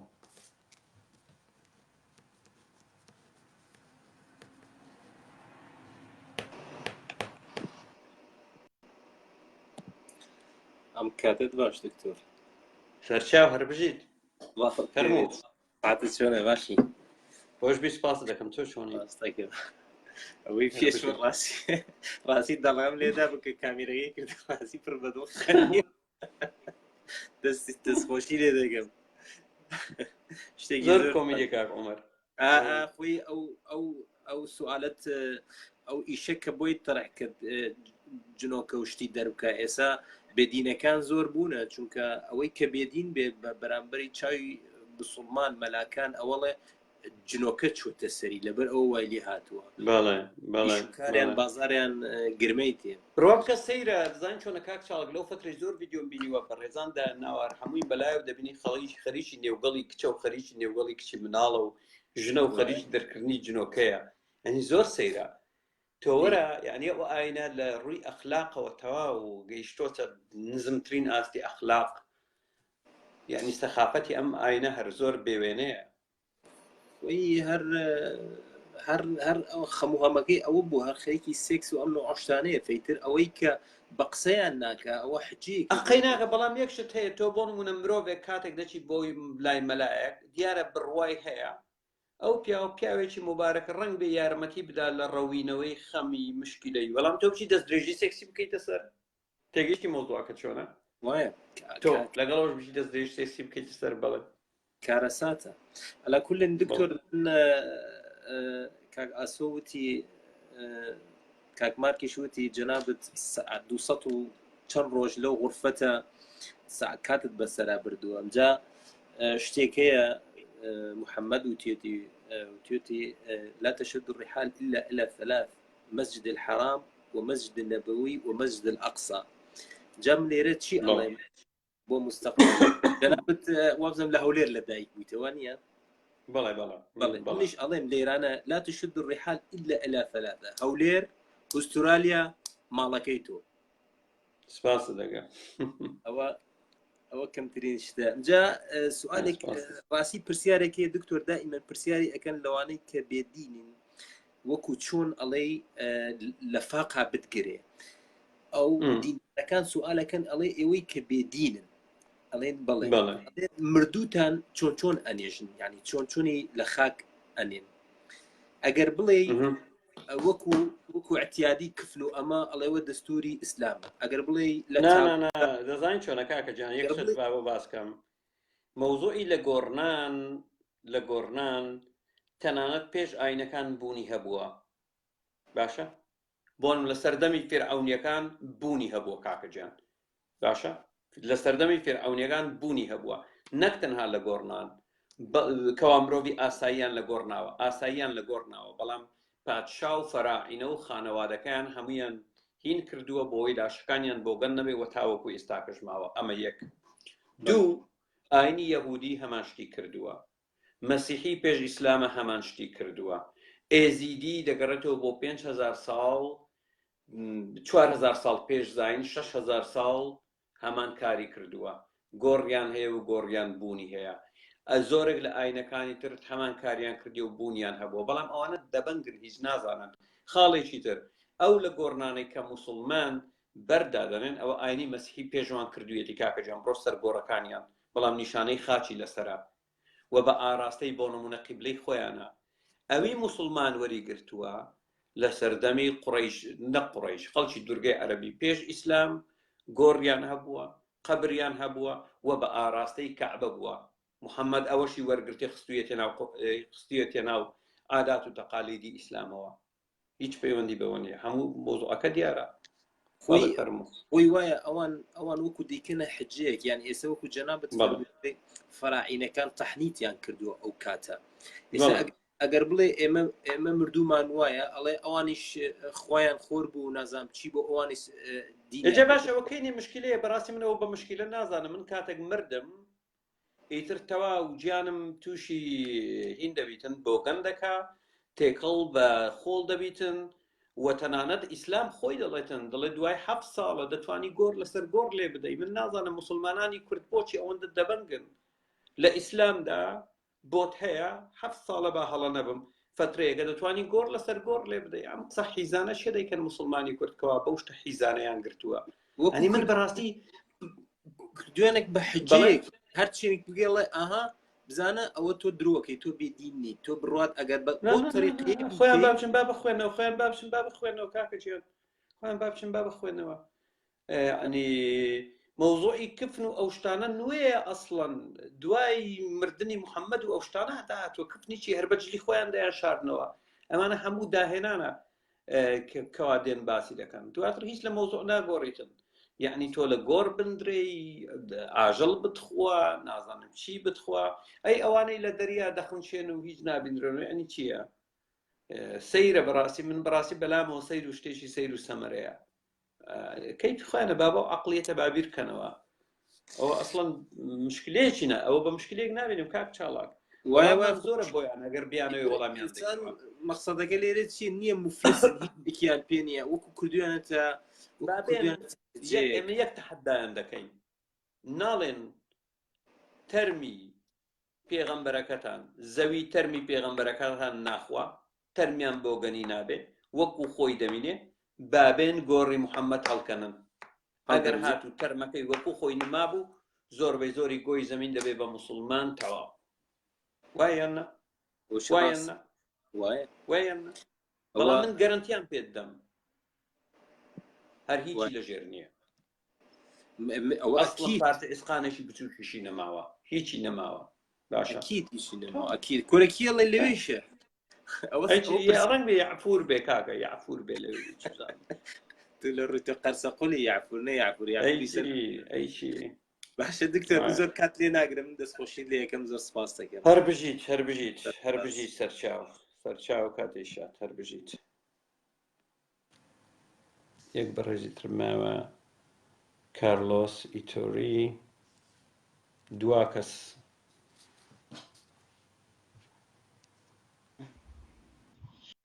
ئەم کاتت باش دکتۆر گیان داوای لێبوردنەکەم یەکەم جار نەمزانی دکتۆر من مردم ئیسە لە جەنەتەوە دەست ئەو تا لە جەنەتەوە قسەتان لە جەنەتەوە قسەتان لەگەڵاکەم دکتۆر شوێنی خۆش دیارە هنا على خالد إن جنات تجري من تحتها الأنهار خالدين فيها يلا خوشتي عزايا بتنكره تعمشنا الجنة هو جاري أصلا آية الدروية نانا ندروية ببورن أم آياتا غلطة للروي اللغوية شون لتحتي أنهار دروا لفوقي أنهار دروا يا فيه الأنهار ويلا ضروري عربية بەس وەڵایی خۆی هینە جەنەت خۆشە بەس ئەوەی تێنی ئەزی شابەکاری تێنیە نازام ئەو شتێ ئەو فەقڕەیە ئەرحاڵ تێگەم لە بیدایەوە لەگەڵتە نانە لە بیدایە لەگەڵ سێ دقە قسەی خۆت بکەی یەک بەڕێزی تریش وەردەگرم کۆتایی کەمتریش زۆر سپاسانەکەم طبعاً خۆت تۆ باسی هەموو شتێکان کرد هەموو بدەلیلەکان تێنایە ڕێوە من یەک لەسەری خاڵێ قساکەم ئەوش ڕووی دەمەکەمە سەر مسلمانان دائیمەن لە قورئانە ئەڵێن وإن القرآن آياتك دين مولا إنا خلقنا الإنسان في أحسن التقويم أما يكدو يا أيها الناس اعبدوا ربكم الذي خلقكم من نفس واحدة الله خلقك بكافر وبمسلمان بهم خواب برسن كليك نفس درستاني كلوك آدم باشا أم خوايك هموي ليك نفس درست كردو دواي بوتي تصنيفي بشركانيك من أول زيارتان ليكم ئەگەر خوا منی لەگەڵ ڕەشێکە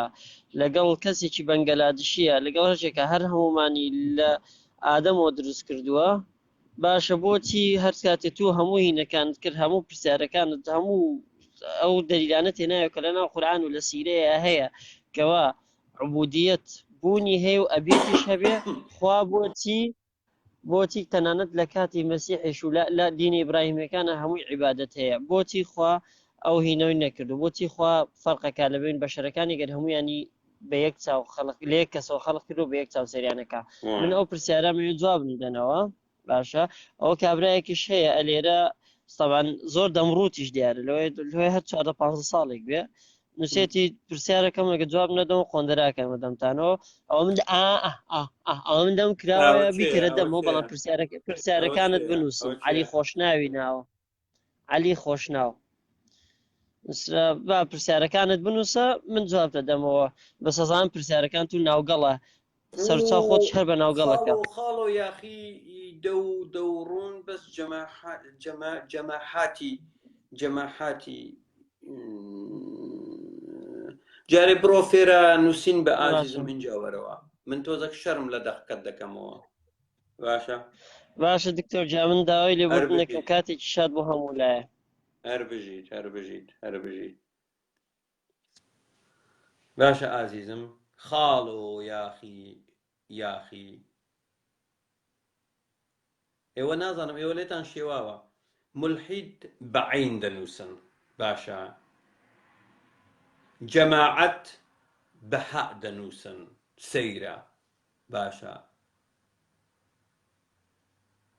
لعنەت دەکەن بە نەحلەت لە جیاتی عین بە حائیش دەنووسن زۆر سەیر و سەمەرەیە بەڕاستی ناوێرم اینجا لەگەڵ ئەوەش ناوێرم وەڵامی تۆ دەم باوکە ڕۆ کورە ئەمە چێ بۆمان هات باوکە ڕۆ ئێستا پرسیارمان لێ دەکات دامان دەگرێت بە پرسیار لە پرسیاری تۆ دەترسێم کورە خۆ من 4 ساڵە هیچم نەهێشتەوە مەلاکانن ناوێرن وەڵام دەنەوە نیکبەت دانیشە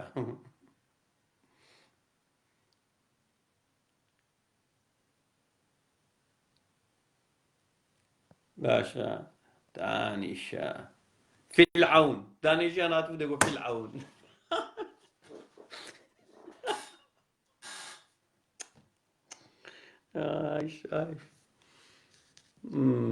بەڵێ بەڵێ بەڵێ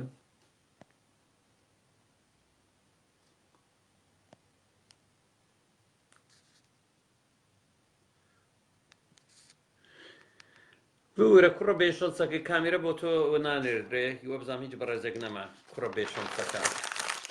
کاک هەردی باوەڕ بگرین ئەوە گوتیان کاک هەردی وەرەبگرە کاک هەردی کامیرەت نییە کاکەجیان کامیرەت نییە بەداخەوە کامیرەت نییە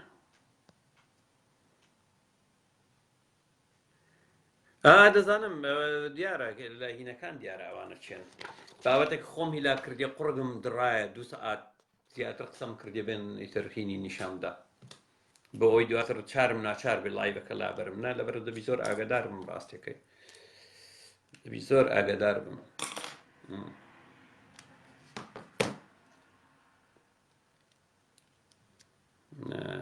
وەرناژیرێن کەستان کوڕە بێشەمسەکە باوکە ڕۆ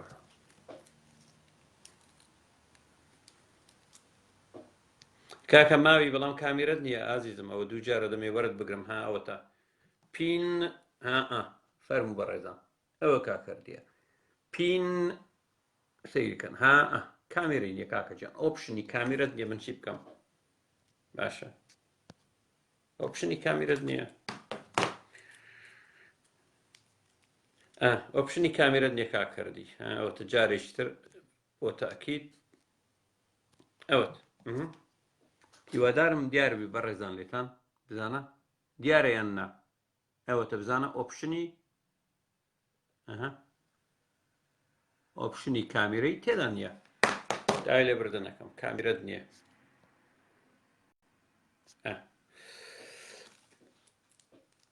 دواوە دراوە دکتۆر وەکو حەمەی کوڕی ئامە کاتێک زاهیر لە دواوە خۆی پێوە نووساند گوتی پێغەمبەری ئەڵڵا گوتی بەڵێ گوتی چی حرام نییە بۆم بیکەم گوتی ئاو کاتێک زاهیر لە دواوە پێغەمبەری گرتە بوو جادوو پیاوە هەڵبستنەوە تەسەوڕکە بەڕووتی ئاوە ناو قەدیشی گرتبی یعنی تەسەوڕکەن هینی زاهیر لەکوێی پێغەمبەری ئەڵڵا بووە گوتی پێغەمبەری ئەڵڵا گوتی چی گوتی چ شتێک حرام نییە کە بیکەم پێغەمبەرەکەت گوتی ئاگرم تێبەر بوو ئاگرم تێبەر بوو بە زاهیری گوتی گوتی ئاو بەسەر سمتمدا بڕێژە باشە دانیش چێم دراوە چێ سوتاوە لە دورگەی عەرەبی خەڵک دەرپێی لەبەر نەدەکرد هەتی و دورگەی عەرەبی دەرپێ نەبوو دەرپێ دەزانی دەرپێ چیە ئێستا وشەی سەرواڵ سەراویڵ لە شەرواڵی کوردی هاتیە باش بزانە سێ نقطەکەیان لابر بووە بە سەرواڵ نەبووە پێغەمبەرەکەت لە مزگەوتی نەبەوی ژن و پیا و نوێژیان دەکرد پێغەمبەرەکەت دەیگوتە پیاوان ئێوە لە سەفی پێشەوە نوێژ بکەن وەدەقی قورئانیشی هەیە لەسەر باشە وە ژنان ئێوە لە سەفی دواوە نوێژ بکەن بەڵام ژنان لە کاتی ڕکوع سجود سەری خۆتان بەرز مەکەنەوە تاوەکو پیاوان بەرزی نەکەنەوە دەزانی بۆ خاڵە خۆش ناو باشە خۆش ناو تەڵەگەی تۆ ناوت ناوی کاتێک دێت دەپرسن خۆش بوو دەڵێ نا بەڵام لە محەممەدیان پرسی بوو زاهر گوتبووی پێغەمبەری ئەڵڵا خۆشە گوتبووی بەڵێ یەس لەزەر وەزنی سوڕەتی یەس باشە جا محەممەد لەبەرەوە گوتوویەتی هەر کەسێک سەری بەرز کاتەوە بۆ ئاسمان ئەڵڵا سەری دەگا بە سەری کەر باشە دەزانی بۆ چکە ئەگەر ژنان پێش لەگەڵ پیاوانی سەریان بەرز بکردبە جادیان گوت خاڵە ئەبوو هورەیرە گونەکانی زۆر شل بوو وەکو چیسەیە جارۆگەیە لە گوانی ئاژەڵ دەیخن تۆزەخ شۆڕ دەبیتەوە دەیان گوت گونەکانی ئەوەندە شۆڕ بوو هەتا ناولینجی دەهات ئیزارەکانی ژیانەتە سەر ئەژنۆیان بوو کاتێکدا ڕکوعیان دەکرد یعنی بەرز دەبەوە تۆزێک لە دواوە گونیان دەبینێن باشە کاتێک ئاوەڕیان داژنە ئۆ خاڵە ئەبوو هورەیرە سێری ئەو گونەی بکە باشە هە لەبەرەوە پێغەمبەرەکەت باشە لەبەرەوە پێغەمبەرەکەت ژنێکی تەلاقدا لەسەر ئەوەی عائیشە دوو زمانی لێ کرد گوتی محەممەد ئەوە سەیری گونی پیاوانی دەکرد لە دواوە باشە بڕۆ بخوێنەوە کوڕم بڕۆ سونەن ئەلبەیهەقی ئاماژەی پێ کردی باشە ئەی خۆ سەیر کە کاکە خۆشناو کاتێک دەڵێ سەمیع الله لمن بەریدا هەروەک گوێت لێیە بۆ نمونە خۆ بەریدە ئەسڵەکەی کوردیە لە زمانی عەرەبیش پێی دڵێن بەریدە مەوزوعەکە چی بۆ عەبدوڕەحمان بن عەوف لە دواوە گونی ئەبوو هورەیرە گرتبوو لە حاڵەتی ڕکوع گرتبووی ئەبوو هورەیرە بە قودرەتی قادر چکە جبرائیل جاروێ دادەبەزێ بە زمانی کوردی قسەی دەکا لە جیاتی ئەوەی بڵێ سەمیع الله لمن حەمیدە گوتبووی سەمیع الله تخوا بەریدە یانگو خەریب و چاوی دەرپەڕێ ئەبوو هورەیرە ئەوە لە دواوە عەبدوڕەحمان بن عەوف گونی گرتم ڕای کوشی بوو تێدەگەی ڕای کوشی بوو باشە دەرپێیان نەبوو تاوەکو ژنێکی فارس بزانە ئەو کاتیش چەند پێشکەوتووینە ئیمپراتۆریس هاتیە بە بازرگانی بۆ مەدینە لە ڕۆژێکی باران جا محەممەد هەمیشە لە پێش مزگەوت بووە خەریکی ژنان بووە ئێوە چۆن ئێستا مسلمانان دەستنە پێش دەرگەی قوتابخانەی کچان ئاوە ئۆ شلۆنتیز یابا یەوێلی دەگەی ئاوە ئێوە هەمان تەبەت ئەوە محەممەد بەردەوام لە پێش مزگەوت بووە ژنەکە هاتیە بەوێدا کۆیلەکەی وڵاقەی ڕاکێشاوە خلیسکی بردووە ژنەکە بەردبوویتەوە محەممەد ئەلساز گوایە زۆر محتەرەمە ڕووی خۆی سوڕاندیە باشە ئەلسا زۆرم وتی بیان یا ڕەسوول الله ئینەها موسەرولە ئەی پێغەمبەری ئەڵڵا ڕووی خۆت مەسوڕێنە ئەم ژنە شەرواڵی لەبەرە شەرواڵ سەرواڵ محەممەد گوتی وەڵڵاهی بیرۆکەیەکی باشە خۆ ئێمە دەرپێ لەبەر ناکەین هاتە جارێکیان پرسیاری لەگەڵم پێغەمبەری ئەڵڵا یەهودیەکان شەرواڵ لەبەر دەکەن ئێمە شەرواڵ لەبەر ناکەین ئیزار لەبەر دەکەین چی بکەین گوتی خالەف اليهود باشە محەممەد لێ دەبی بە بیرۆکە وەکو سونەن بەیهەقی باسی دەکا تۆ نازانی بەیهەقی چێیە باسی عەبدولباقی ناکەم ئەوی بازاری دۆلارەکە هاتی واسی بەیهەقی دەکەم سونەن ئەلبەیهەقی سبەینە نەچی ئێقەی عەبدولباقی بگری لە بازاری دۆلارەکە بڵێ تۆ باسی ئەو مۆڵات کردی نە سونەن ئەلبەیهەقی نەک عەبدولباقی باشە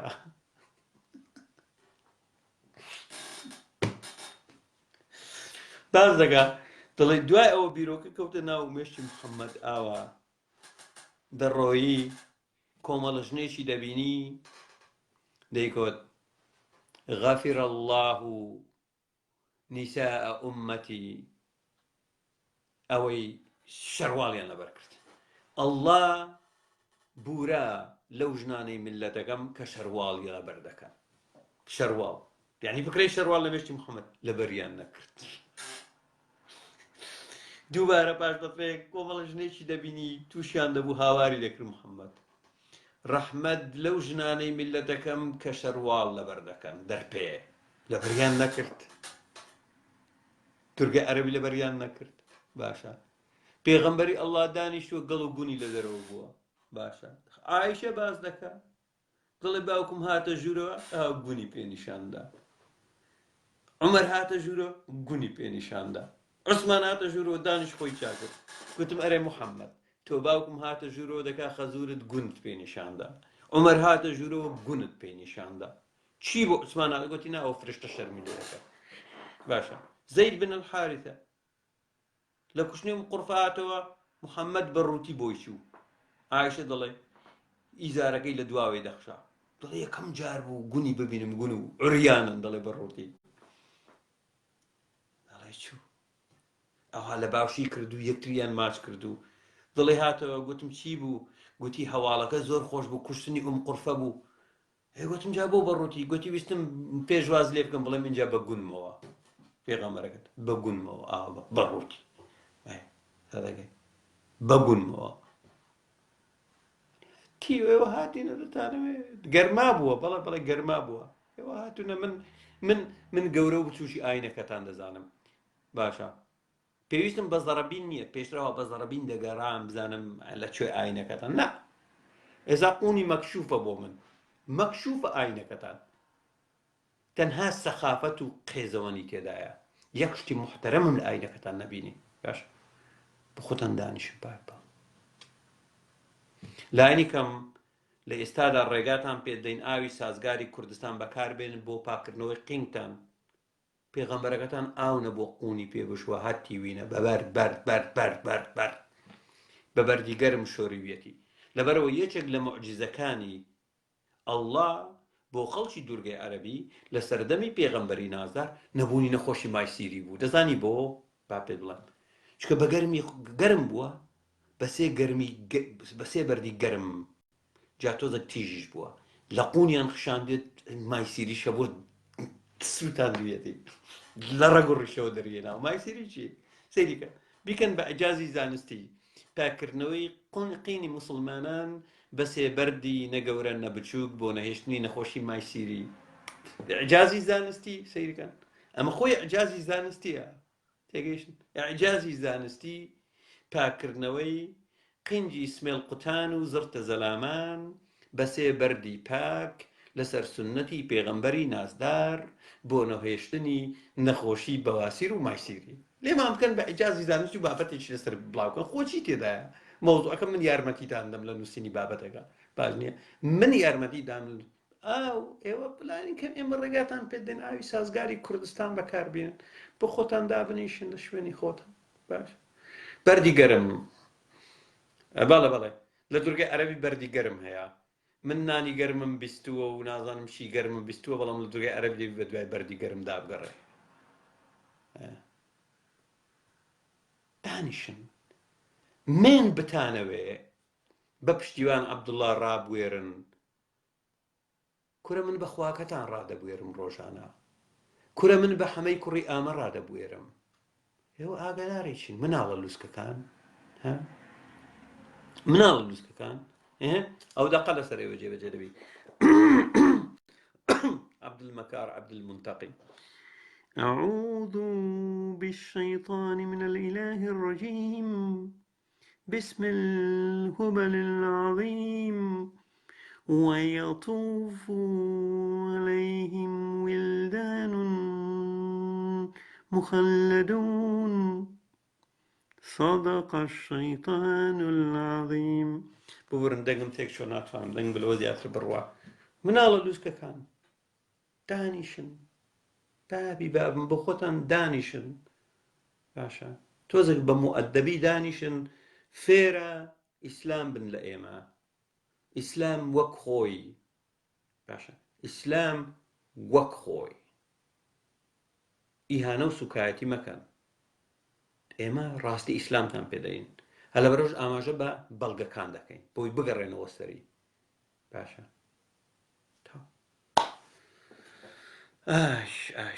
کاتێکی شاد بۆی بە ڕێز و ئازیز ڕێز و حرمەت و خۆشەویستیم هەیە ڕاستەکەی هیلاک بۆ من دەی بڕۆم بچم پشوو بدەم تاوەکو بەرنامەی داهاتوم سەبارەت بە شۆڕشی کۆیلەکان دەبێ